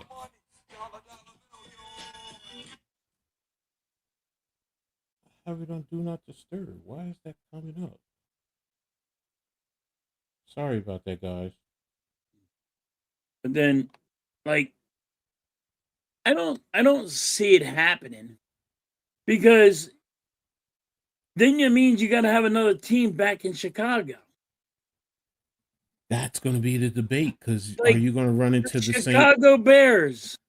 Everybody from you can't get rid of the Chicago Bears. Now, can you bring in give them a new stadium? Yeah. You want to put more teams around? That's fine, I guess, but you can't get rid of I'm with you, bro. A Chicago Bears, or you might be able to get rid of the Carolina Panthers, but you're not getting rid of Chicago Bears. You can't move them. There's just certain teams that see, and that's the thing. It's like remember when they had the Houston Oilers? They moved them, right? And then Houston's like, I don't have a team no more. So what they do? Go get the Houston. They got the Houston Texans, and that's what they're going to find out. Like, It's gonna hurt. It's gonna hurt here. Where is it? I just closed it. Reed Dion said Gary and Hammond is basically a suburb of Chicago. If you've ever been to Hammond or Gary, you get what we're saying. It's more Chicago than Indiana. I used to live in northern Indiana. It's crazy if the Bears leave, but it's already 20 minutes away from Soldier Field, and they still will be the Chicago Bears. It's weird, but it's a business. Halftime made a perfect analogy with. No, I'm a Giants fan. Okay, and the Giants play here in North Jersey. It's been here since 1976 when they first built Giants Stadium, because the Giants used to play at Yankee Stadium, but there was money that was invested by the state to bring them over here. So I get what he's saying, and now the proximity that I didn't know. So I mean, if it's 20 minutes away, I get it now, because you already have that.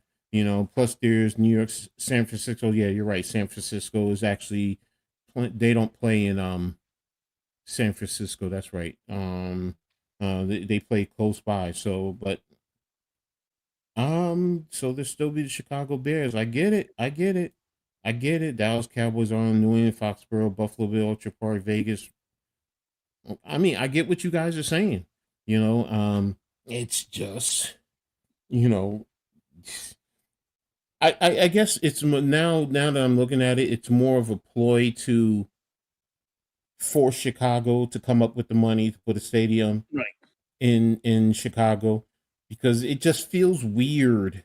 I guess that's really what it boils down to. But based on Even what the Eagles did the same thing, saying that they were gonna move. And Jeff Lloyd got here and said, "Hey, build us a new stadium in the city, or we're going to, move on. I'll move this. I'll move my team." And I think that's all it is. They're just trying to get another stadium built.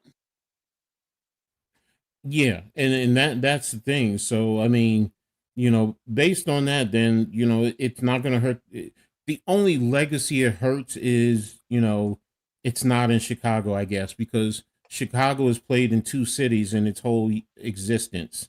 What, the Chicago Cubs Stadium, as well as their current stadium. So I get it.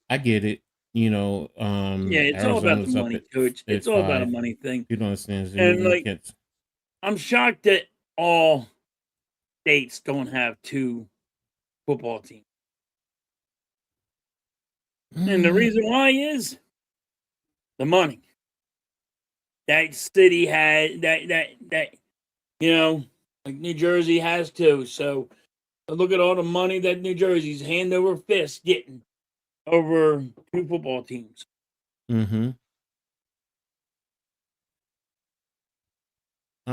Ooh. Oh, they really hit. I'm sorry, I'm looking at this basketball game. But yeah, the two cities, I mean two teams in each state. So are you talking about the football state, where they're currently located, or are you talking about like in Nebraska and Iowa, also North Dakota, South Dakota? No, just like where they're at now. Like, Okay. You know what I mean? All right. Like, So Chicago get two football teams. Like, you got Pennsylvania has two football teams. You got New Jersey has two football teams, even though they call it New York. No, I got But you. like, that's what I mean. Because I'm sitting here thinking about it. North Carolina, do you think you would get two down here? Don't forget, New England technically covers Vermont, Maine, all those teams at Rhode Island. So I get it. It would be good. I mean, Florida has 3 teams already. Right. California they have 3. They have the Rams, the Chargers, Yep. 49ers. Washington has the Seahawks. Arizona just has the Cardinals. I mean, yeah, I mean, I get it. It's all about the money, coach. Yo, follow the money. That's all it is. It's all about the money. No, I And they get it. do they do use it as an scapegoat. They're like, hey, build me what I want. So I, have the state build the stadium and it's cheaper on Mm-hmm. me. All I gotta do is make a threat, I'm moving it. Mm-hmm. Chicago having two baseball teams is busy in the summer, one in north, one in the south side. Yeah. Yeah. Sacramento Kings used to be Oklahoma, Omaha, Nebraska. Oh yeah, they were they were the Kings in Kansas, yeah. Yes. Oops. So every state should have one team. Bye bye. Bye Eagles. Well, that Yeah. ain't happening, Blaze, because it would be friggin' bye Steelers. Nah, I'm gonna be honest with you. Halftime. Nah, this. It would be the Steelers would stay because they're more iconic than the Eagles. No, Listen, the Eagles damn it, when it was the called the Eagles would go to Steagles back in the Delaware. day, and there it is. Eagles. No, Eagles, damn it. No, Eagles go Eagles to stay. Delaware. Eagles go to Delaware. No. Yes, No, yes. hell no. I'll send the Jets to New York. No, you had see that's the problem. Technically, New York has Buffalo, which is one. Yep. So where would you send the Jets? Bye. They go away. The Giants go away. No Giants staying throw right them where in the they are. garbage. Guys, City of Chicago owes $50 million on renovations from 0102 and now wants the Bears to pay the bill. Delaware Jets. Delaware Okay. Jets. Okay. I'm fine with that. I'm fine with that. That would So be hilarious if they went to Delaware Jets. yeah, but like you said, follow the money. It's all about the taxes to who's paying for the stadium. Because if you go to Delaware now, Delaware doesn't have state taxes, so Nope. it complicates things. So now the Giants are staying right where they're at. There's no New Jersey Eagles. No, no. The Eagles can go to Atlantic City 76ers. Yeah. Okay. Oh, that would be hilarious. Yeah, that would be hilarious. Could you imagine moving teams where they currently are to different locations? Yeah. I mean, we have Tom and I dealt with it. First the Baltimore Colts because the Colts were actually Baltimore before they moved to Indianapolis, and then the Cleveland Browns. So where you going? If you go the Jets to Delaware, where are you putting? Hey, Where were we putting who? I'm trying to figure it out. Like, yeah, you can't do that. Even saying the freaking Delaware Jets, it sounds weird. Yeah, I mean, all of it is it's crazy. So, technically, Connecticut is part of the area because the southern part of Connecticut is actually Giants territory.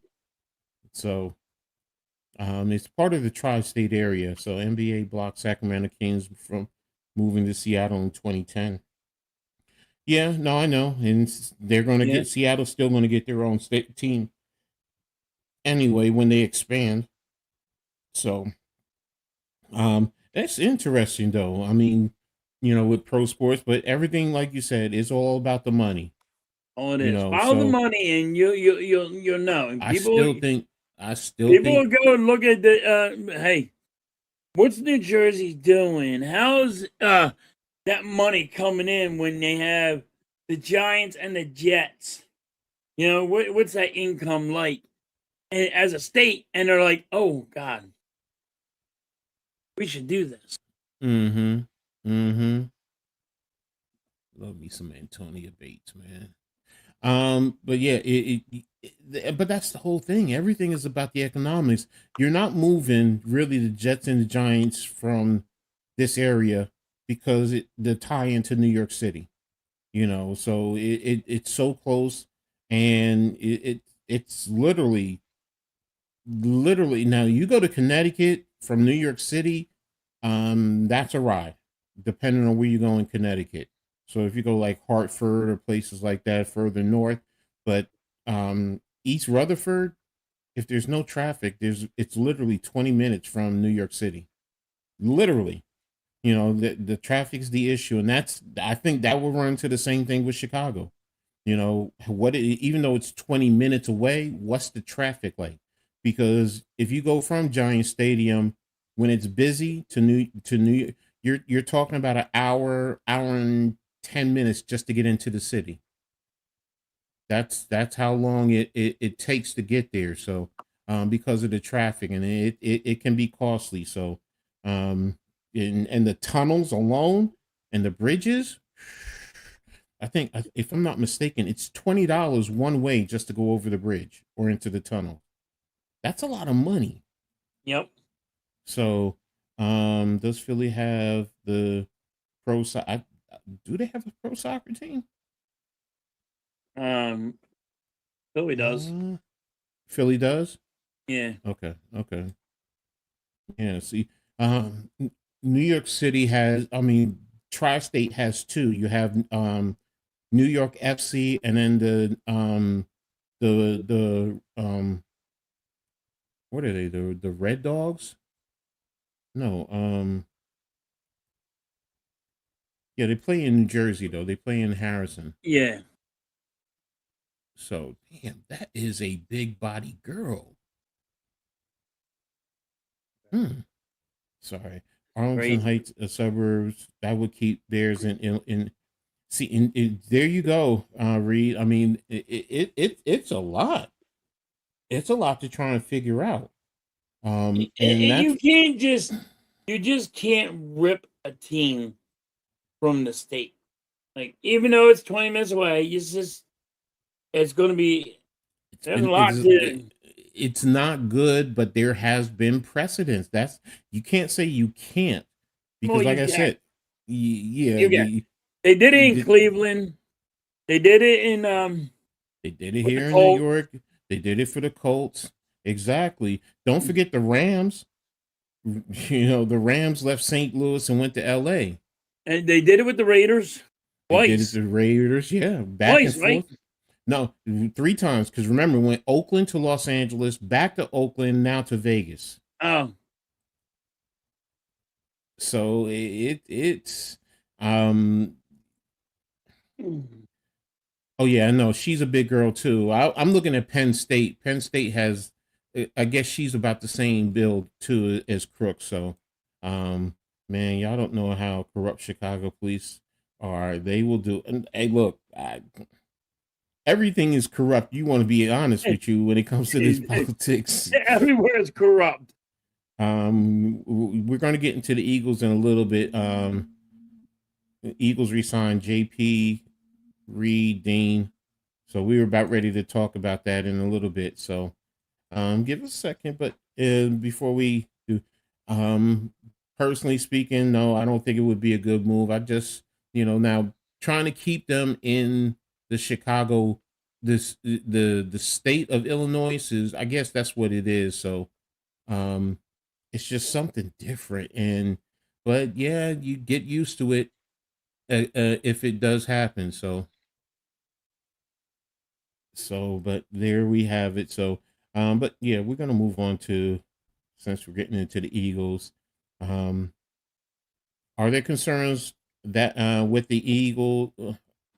Are there concerns that with the recent changes, the Eagles may not achieve the expectations that everyone is looking for, even missing the playoffs?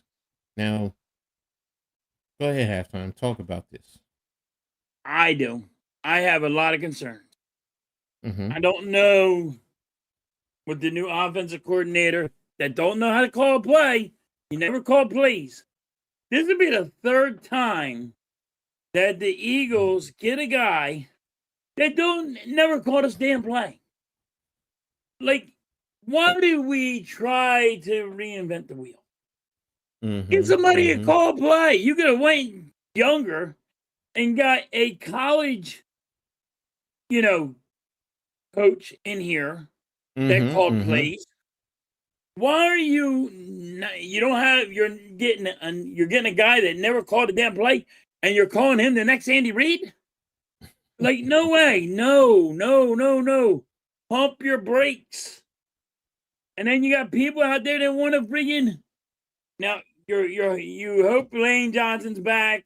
Landon Dickerson, they're saying they're back. But when when the line coach leaves, you know what I mean? We're like, it's crumbling down. And everybody's like, oh, we'll be good. You're going to the wishing well, and I think it's going to be terrible for the Eagles.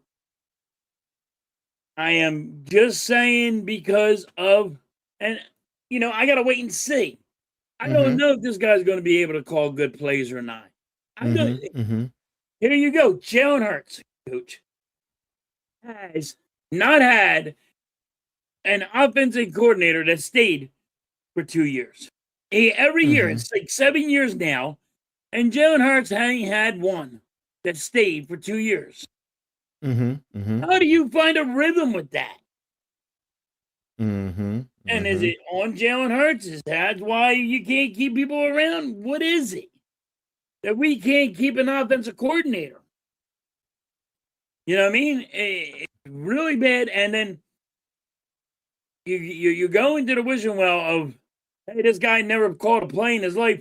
That's like getting me out there to call fucking plays. Never called plays in your life? Hey, shoot, go for it. It's the roll of the goddamn dice. It pisses me off.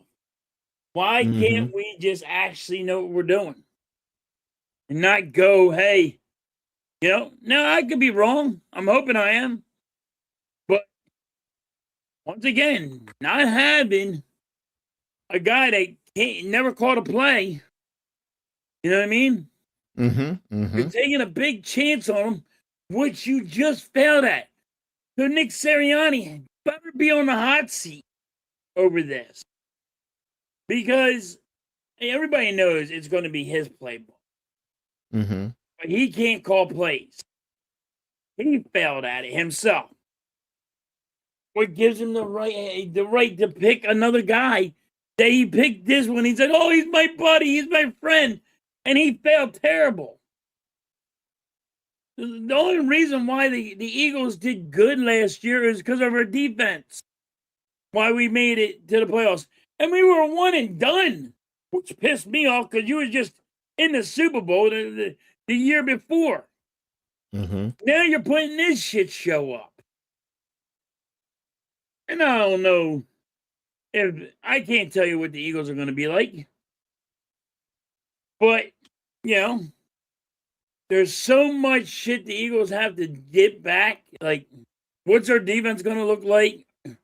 Are we signing Jordan Davis? Are we signing Jalen Carter?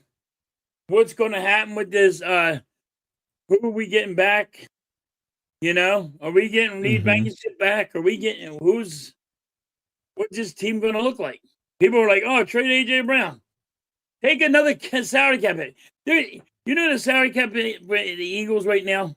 You know how much they got on the salary cap? $18 million. Ready for this? You take a cap hit and get rid of AJ Brown, that's $16 million. And that's dead money. You know what that means, Coach. Dead money means I can't go and transfer that to a different team. That's on this year on you. You know what I mean? And people are like, just trade him anyway. If the Eagles trade him and he has that big of a dead cap of $27 million, it's 27, but they got to split it between 2 years. So it's 16 this year and then the rest next year. Are you willing to take the punch in the face? I'd rather keep him for one more year, then you won't have that big of a problem. Just one more year you got to keep him for if y'all want to get rid of him so bad. But I wouldn't want to get rid of him at all. And people are just like, oh, well, he don't get it good with Nick Sirianni. Maybe Nick Sirianni's the problem because he has problems with the fans. It's just a shit show is about to come down, and I'm hoping I'm wrong. But I don't even think this right now. I think the Eagles only win 9 games, and I'm worried about that. I think they win 9 games. It'll be 9-8, and it's going to be rough. And I think that we're going to be slipping away, and then fans are going to realize what happened, and they're going to be calling for Nick Sirianni's head during the year. But that's what I see right now. Thank you for letting me on my rant. No, that's fine. That's fine. I think the one thing that helps you guys right now is the division. Now you don't know what's going to happen with the Giants. We are, as Giants fans, we're hoping to see a better product, of course, with the new coach and everything. Dallas, you're going into your second year with the head coach. Their offense was good. Are they going to improve on the defensive side? In Washington, a lot of that was because of Daniels being hurt. Now, if they had a lot of injuries. Yes. If the division is the same as last year, then I do see y'all pretty much the lead in this division. Now, if the Giants are, I'm going to be honest, the Giants are the X factor in everything. If the Giants can play hardball's brand of football and assimilate to it and can go out there and be competitive, yes, it's going to, at least in the division, because then that means Giants expectations might be a lot higher. So, and then, of course, the games that we play, everything goes into it. Can the Giants step up? And it makes it much more difficult. Can we surpass Dallas to compete for number 2, if not number 1? And then, like you said, with all the concerns with the Eagles in itself. So, and then Dallas, let's be real. If Dallas's defense really steps up and they continue to get the same play that they did offensively, they could end up being the number 1 team in the division. They can also drop down drastically. Mm-hmm. It could be. It really, this year could really be Washington, Giants, Dallas, Eagles, or Eagles and Dallas drastically. Like, even though it's always been Eagles and Dallas for a while, it could change. This year could change quick. Sub J. It's interesting, and but that's also the beauty of football. Yes. Because things can change quickly in a heartbeat. This free agency is going to be big, so, because it's Giants fans. There's a lot of Giants fans that are saying, oh, we hope we can get Linderbaum, because if Linderbaum comes in and we can get at least one more guard, that solidifies the inside with Jackson Dart that can set up the running game. You get Malik Neighbors coming back. If you can get a number 2 receiver, offensively, and then you get your running back. Yep, right. You get Scat back. It changes the whole layout of things in terms of the offense, and then you see what happens with the defense. So it's really gonna be interesting with this defense, because you see what we have up front, but then what do you have the linebacker on the back end? So free agency is going to open up everything. Then that goes into the draft, and that goes for every team. Just like you have concerns about your holes, can you fill it up, not just only in free agency, but in the draft? Yeah. So Cowboys are a front running team. Their fight changes when they start. No, we know that, and that's what we hope stays the same with them. Yeah. But you have to also be realistic and look at what they did offensively. Their biggest issue was the defense. Think about it. You let Russell Wilson throw for how many yards against you? That speaks volumes to everything. He had like what, 300 and some odd yards against us? 450 yards. Yeah. Against the Cowboys. He just abused us. No, I'm talking about Russell Wilson against the Cowboys. Oh. Russell didn't play against y'all. That was Jackson Dart.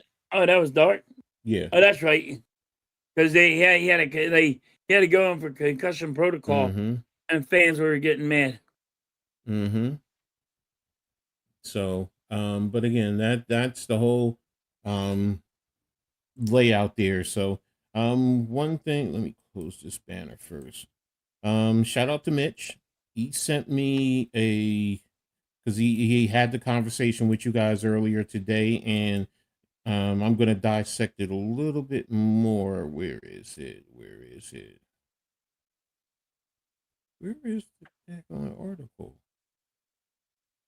Wait a minute. Let me close this. Okay. Bleacher Report. All right. Come on. Share screen. Keep this portrait. Why isn't this coming up?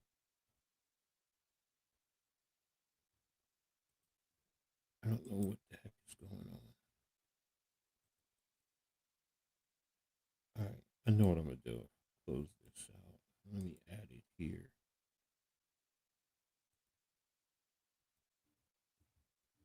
This is a top 99 quarterbacks of all time, just so you guys know. And there's some interesting ones that I looked at, and I already know which one I wanted to start with. So you guys should be able to see this now. Yeah, you guys have it there. All right, so NFL all-time quarterbacks. So top 99. So, and here we go. Starting at 99 is Ryan Tannehill, Danny White in 98, Mark Rippon at 97. I know some of you guys might not know who some of the older quarterbacks are. Craig Morton at 96. So far, I've known every last one of them. Jeff Hostetler, the Giant on here at 95. He was pretty good. Yeah, he was good with the Giants. If you look at, he's a 2-time Super Bowl champion, 1-time Pro Bowler. His career stats is at 61%, 16,000 yards, 94 touchdowns, 71 interceptions. His record was 61%. His completion percentage was at 58%. But he did rush for 1,391 yards and 17 touchdowns. So, but then, he played quarterback. Again, that was back in the day. Mm-hmm. And he played for the Giants, the Raiders, and Washington. So, you have Kerry Collins, who's another former Giant, on here, and he comes in at 94. And there was a time that Kerry Collins was a top quarterback, especially when he was with the Giants, because he led the Giants to the. He was with the Raiders too, right? Yeah, he was with Carolina, Indianapolis Colts, New Orleans Saints, the Giants, the Raiders, and Tennessee. So he's been around. You have one of the newbies, Justin Herbert at 93. I'm sorry when I say Bear. Halftime knows why I say that. So, Burt Jones, I know about him, old school. Yep. Trent Green. If it wasn't for Trent Green, we wouldn't have had another quarterback who ended up winning the Super Bowl. Ooh, that's a foul. He was all right. Jim Everett. Oh gosh, couldn't stand him. Don Meredith. Yeah, he was good. Turn out the lights. The party's over. Yeah. So, this intrigued me because I'm like, Andy Dalton. That's what that threw me off too. But here, 3 times he's a Pro Bowler. Now his overall record is under 500. No, that should be at 500. 84, 83, and 2. That's over 500. But he threw for 39,000, almost 40,000 yards. I did not realize that. 254 touchdowns. I wouldn't put him in the top 100. If you wanted at all, would you? Would you have him there? I put him in the 90s and probably at the low end of the 90s, based on the other players that are there. Right. because right now, um, I I mean, would look Don at Mattingly didn't have the games that Andrew Dalton had to play. Because didn't Don Mattingly only have there was only like 13 games a year, Don 14 Don or something? Mattingly from the Yankees. Huh? You said Don Mattingly from the Yankees? Madden. Oh, Right John. below. Hmm? Keep going. Keep going. Oh, Jim Everett. And these guys should be ahead of him. Oh, Like right Don there. Meredith. Don Don, Meredith. Yeah, he should be yeah, ahead of no, he should that's be ahead of fine. That's why I Andy Dalton. said. That's why I said Dalton. I would I put think him. I only think what you go only had like 13 games. He was dealing with 16 a year. Oh, I got what you're saying. The games played. Yeah. So many Yeah. games were played. See, this is why I don't like when you go for this, because now you got this young guy in here that he's over there playing more games than some of these old timers did. Yeah, but that's why I'm looking at this, his win percent, how many wins he had. I get that. I'm looking at touchdowns to win. He had 29 winning drives. That's something that I do have to give him credit for. Four fourth quarter comebacks, or no, 25 fourth quarter comebacks. I'm sorry. So these are things that I do have to give him credit for. So I get where you're coming from, the amount of games. That's why, this is all subjective. This really is. Right. Norm Snead, you look at him, old school. Archie Manning, Brad Johnson. See, Brad Johnson, I would have lower on this board too. If I would at have all. Brad Johnson lower on this board. That's my point. But you look at some of his accolades, you're like, okay, so Doug Williams. Now, Well, he's the first time he went to the Super Bowl with the Redskins, right? Yeah, with the Redskins, he was the first African American black quarterback to make it to the Super Bowl and to win it. So as a starting quarterback. So I don't know Frank Ryan, so I couldn't talk to him. So I just knew he played for Cleveland, Los Angeles, Washington. I read up a little bit on him, so I was just like, okay. Ron Jaworski, LT's favorite quarterback to beat up on. No, even Ron Jaworski. I'm sorry, Eagles fans. I'm a big Ron Jaworski fan too. I think he's a little high, to be honest with you. And I'm not a hater of Ron Jaworski. I like him. Think he was Yeah, hello DK. At 99, I get what you're saying, and that goes into some of these, the ones who are over him, because I'm gonna be honest with you. I'm not putting Andy Dalton over Danny White. I'm not. Right. I'm not. And Danny White played with some good teams too. Cowboys won't fix their overall once they focus on one side of the ball. Okay. But these are not even the ones I'm mad at. I'm mad at the Born and Moon one. So no, we're gonna get there. Jim McMahon, the punky QB. I don't. You can argue, could he be a little bit higher? But when you look at his overall, he could be higher. But you look at his overall, he only threw for 18,000 yards, bro. I thought he threw for more, but then I'm like, wait a minute. With the Bears, they gave. He's always got hurt. He always got hurt. But with the Bears, what did he always do? Turn around and give it to Sweetness. Yep. So it's like, no, okay, I can see. Yeah, he did. He didn't throw for a lot, but even when he was with the Eagles, he didn't. He was just running it. Bernie Kosar, I'm like, all right, I'm cool with that. I don't have a big issue with that. Brian Snipe. Now I'm telling you right now, back in the days, Brian Snipe was a killer. If it wasn't for what was that drive when with against the Broncos? Remember that game against the Broncos where they would have ended up going? I think they would have went to the Super Bowl in that game. Let me double check that, because it was one time one-time MVP, and that's the other thing too. I look at league MVPs when I break a lot of this down too. So receptions. Yeah, he's season. I forgot what year did he play. I think he was the starting quarterback when they had that drive against when the Broncos had the drive in Cleveland, and that sent them to the '86 Super Bowl, if I'm not mistaken. So Dante Culpepper, could we say Culpepper could be higher? Could he be lower?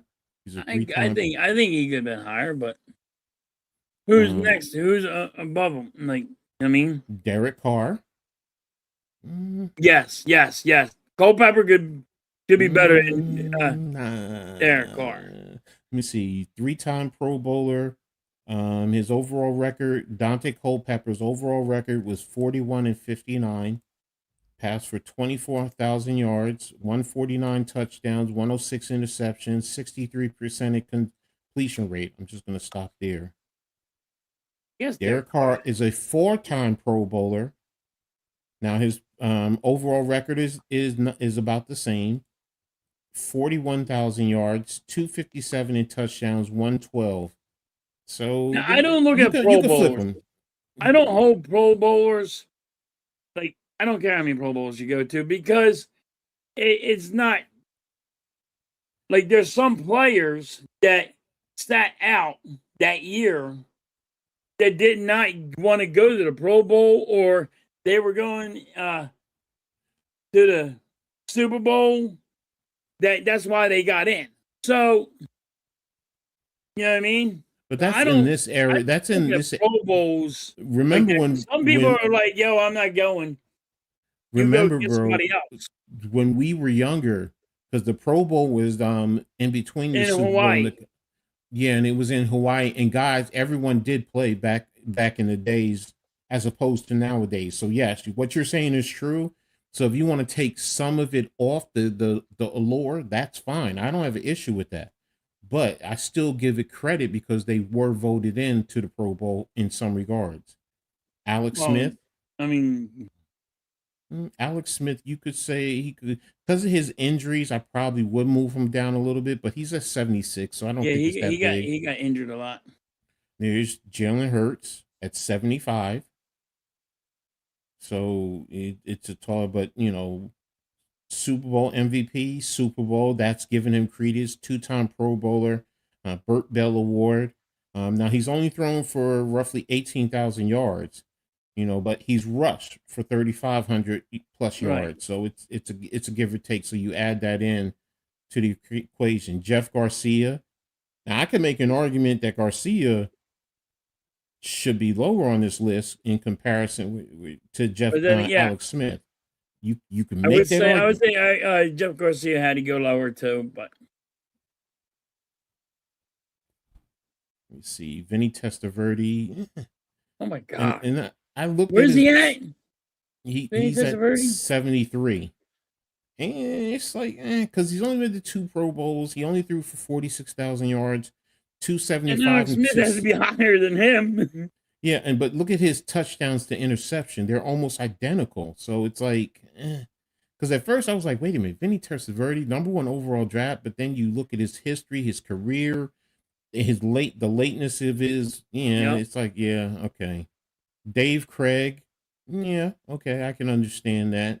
Being in the 70s, he was good. Kirk Cousins, it's like, really? Kirk? I don't even know how he doesn't even. 70s? I guess if you're looking at his yards that he threw. Yeah, you look at the yard, look at the touchdown, the interception. He is good there. 298 to 131. It's and 67% completion. It's like it's respectable. So I can understand putting him in the 70s. I have no idea who Dutch Clark is. I'm not gonna lie. No. I just know he's a Hall of Famer, so I was just like, he's a Hall of Famer, but I don't know who he is. But he played in the 1930s. I watched him. Yeah, 1930s. Jim Hart, I saw. I'm not gonna lie to you. I never thought Jim Hart was that good. I just it's because here, his winning percentage is not that good. He played for the Cardinals, this is what killed me right there. I'm like, wait a minute. No, he needs to be lower. Yeah. 209 to 247. Yeah, he threw more interceptions than he threw touchdowns. Yes, 51% completion, but you have him at 69. Mitch's favorite number. I'm like, no. Yes, he has to be lower. No. Jim Plunkett, I'm cool with. I like Plunkett was a good quarterback. Yes. Super Bowl MVP, two-time Super Bowl champion. I'm cool with that. I don't have an issue with that. You know, where he is now. I could make the argument here again too. Touchdowns to interceptions. You know, he's 50% in terms of wins, 52% in terms of completion. So if I'm going to kill Jim Hart, I have to do the same. So maybe I can drop him down. But you know, his Super Bowl and Super Bowl MVPs does give him a little bit more credence over Hart. Really? Earl Morrow, yeah, I remember Earl, even though I was very young. But yeah, I remember him in the 60s.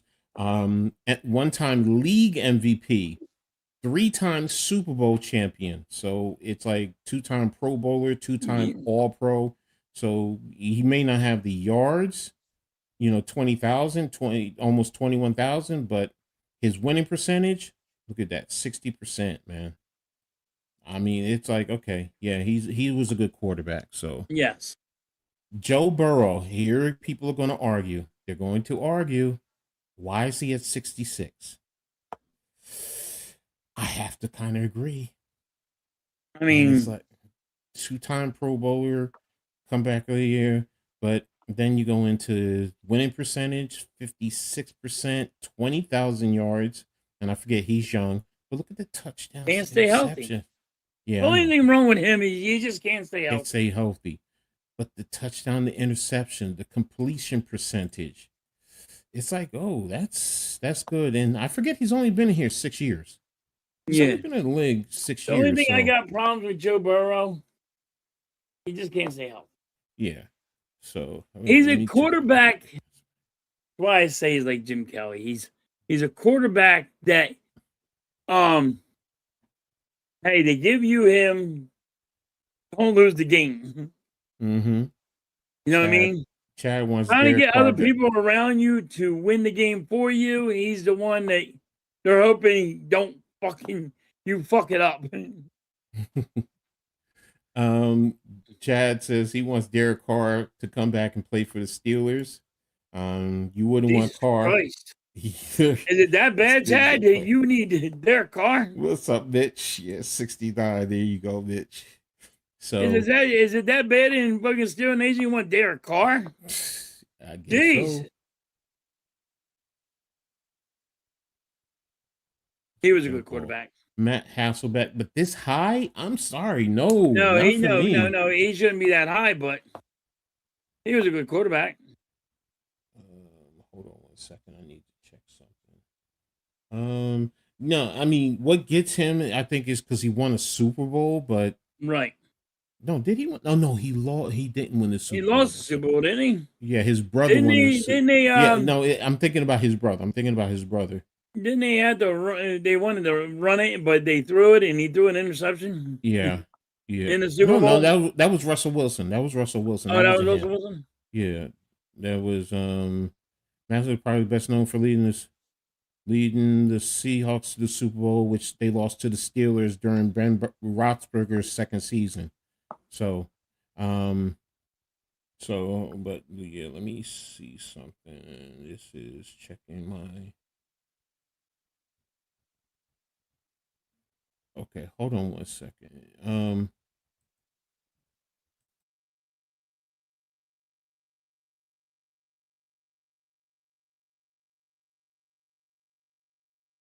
Sorry, my prescription just got dropped off. All right. But yeah, Hasselbeck is, you know, he's a lot higher than I thought. So, I'm not familiar with John Brody. So, when did he play there? He was the apparent heir to Y.A. Tittle. So, and he retired in 73. So, okay. So, Jared Goff. You got Joe Burrow over Jared Goff. How? But Burrow has played longer. But then again, Jared Goff, stay healthy. He's got the health thing. Yeah. I get. He got Yeah, more yards. He got more Yeah. yards than Joe Burrow. yeah. Okay. You can He's talk got me more into yards that. than him. I have no idea who this guy is. First AFL champion. Their addition to the win percentage is off. 82 and 75 is plus 500 alone. Unless you're killing them for ties. Probably killing him for tie. In a touchdown. To me, if you have more interceptions than touchdowns, you should not be ranked high. And you're at 50% in your completion percentage. Yeah, even if you're at 50%, you're completely you're just not that good of a quarterback. You got, but that's back. See, that's the thing. It's back in the day. Yeah, I know. Different. I know. Mark Brunell. Who did he win the Super Bowl with? Was it with the Saints? I like to know how he picked what his thought was. Well, I mean, what his thought process was, why he made people so high. Yeah, I mean, let me see something on this guy. In terms of Haddle, he played 16 seasons, maybe best known as Dan Fouts' predecessor with the Chargers. Prior to being replaced. At the time of his play, Haddle was the fourth all-time with 244 passing touchdowns, only behind Jurgensen, Unitas, and Tarkenton. But he had a lot of interceptions. He didn't become a full-time starter until his fourth professional campaign. From 65 to 73, led the AFL and NFL in passing touchdowns once and passing yards on 3 different occasions. Along the way, Charger Hall of Fame. I'm with you. What I'm reading here doesn't say that he should be. He's just a 500 player. Yes. No. Jack Kemp, yes, I know about Jack Kemp. Yes. 2-time AFL, and that's the thing. I'm including the AFL and NFL, see, because they're back in the day. So he's a 2-time champ, 7-time Pro Bowler, 2-time All-Pro, 1-time AFL Player of the Year. So, those go into my evaluation. The Player of the Year has to go into it. This kills it. All these guys are terrible with touchdowns to interception and completion percentage. Yep. Nah, sorry. I'm going to drop them further. 500. They're only 500 quarterbacks. Yeah, he's 63, 37, and 3. So he's 61% in terms of overall, but his completion percent. He did play with the Juice. I will say that. When the Juice was in vogue. Right. So that took it away from him. Yeah. So Dak Prescott at 59. Okay. All right. But if he's at 59, then why did you put whatchamacallit at 70? What did you put Jalen Hurts? 75? Yeah. Jalen Hurts has a Super Bowl and a Super Bowl. You know why? Because look at the yards that Dak throws. Yeah. Jalen Hurts. He'll never throw over 4,000 yards. You know what? I have to give him credit. Look at this. Didn't realize 92 interceptions, 243 touchdowns, 67% completion. I have to be fair. Yeah, he throws more. He throws more, yes. Even though Jalen Hurts got through 2 Super Bowls, won a Super Bowl. Jalen Hurts don't chuck the ball. What's up, John G? Thanks for tapping in. What's up? You guys getting that storm? I don't know. I haven't. Yeah, we're supposed to get 10 to 12 inches. Yeah, my shades, my blinds are down, so I can't see right now. So, yes, I can. No, it doesn't look like it's snowing as of yet. Coach, we're gonna have to speed it up a little bit, buddy. I gotta get ready for my look. All right, all right. Bob Waterfield. Tony Romo's at 57. Carson Palmer, I don't have a problem. Andrew Luck, I don't have a problem that low because of his injury. George Blanda, Joe Flacco. I don't have a problem with him. in there. No, not in the 50s. I have a problem with this. I'll talk about that some other time. I Yeah, think Michael Vic should Vick. be higher. He should be Yeah, higher. Michael Vick has to be higher.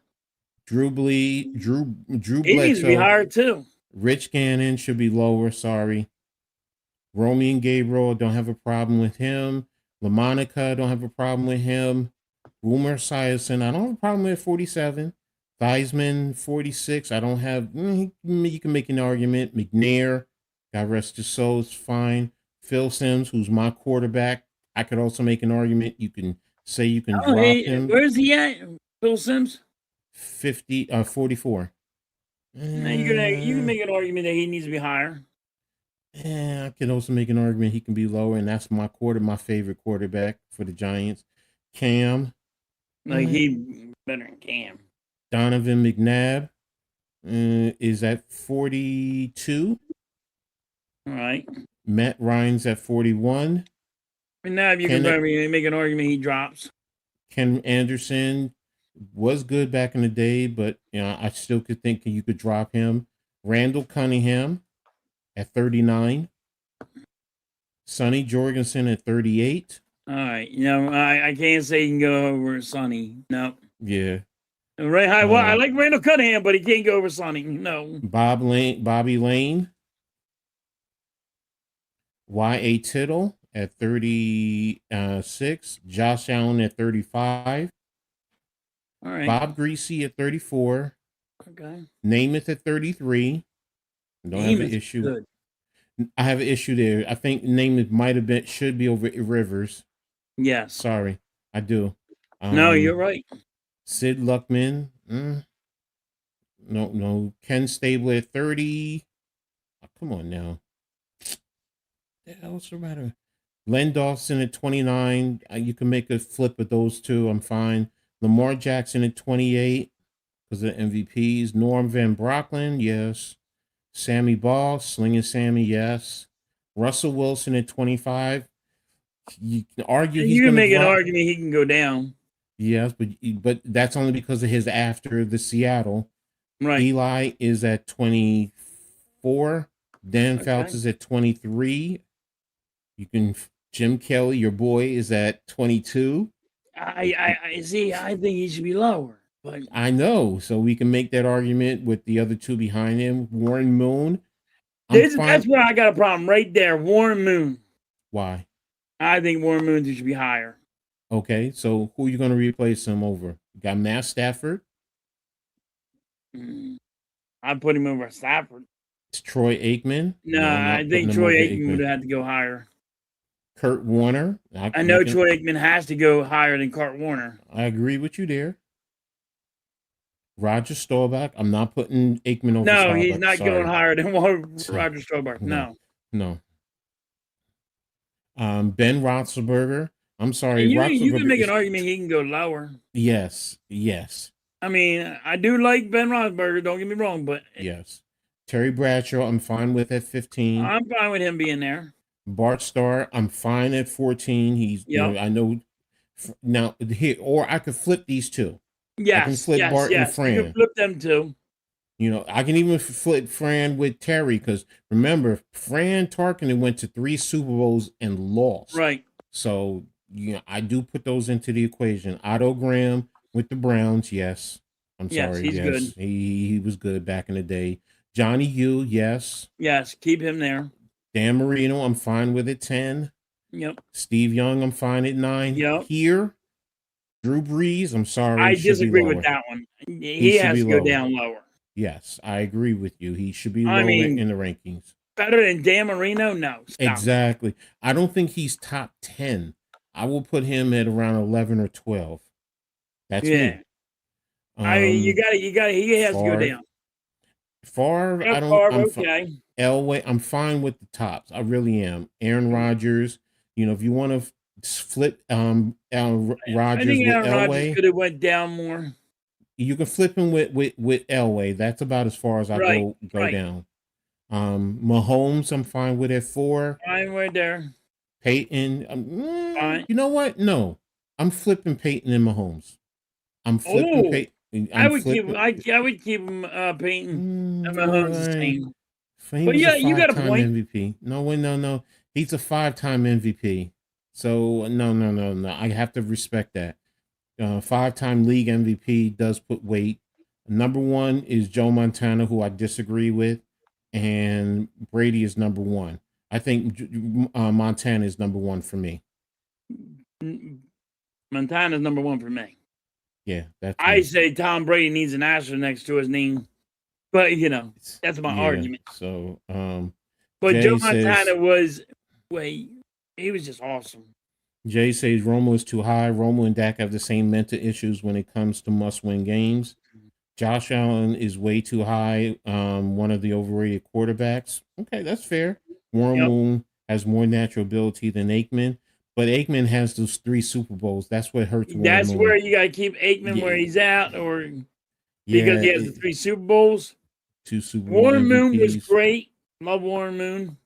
Do I think he was, should have been up more? Yes. Reed, I'm going to say based on who is over him, that's why you have to say if he's going to be higher, who are you taking out to replace him?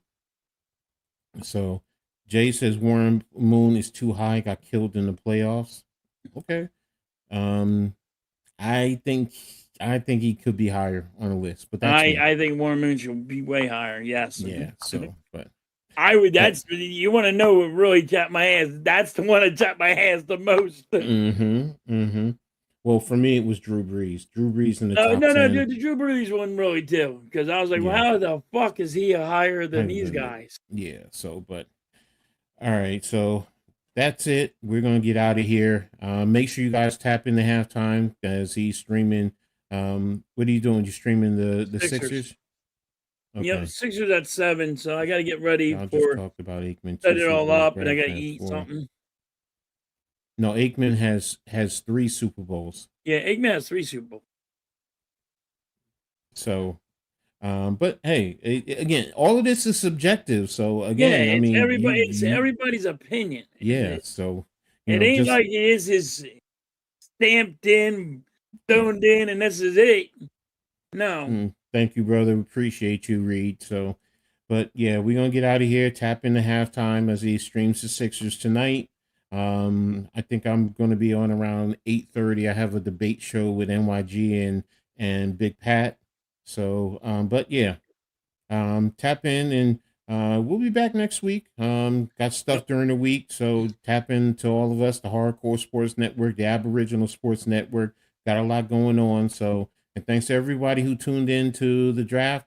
Trust me, we're going to be doing another one. So, but with that, we're going to get out of here. So, and what do you always say halftime? Catch you guys on the rebound. Peace. Peace. Oops. And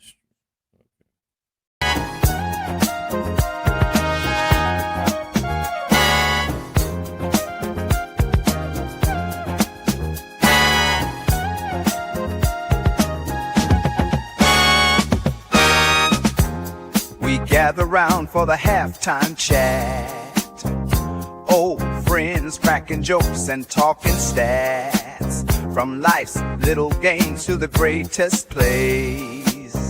Love and the stories from the old glory days.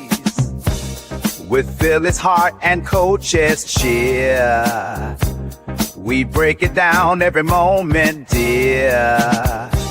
Life is a team and we've got the plan. Sports, love, and laughter, that's who we am.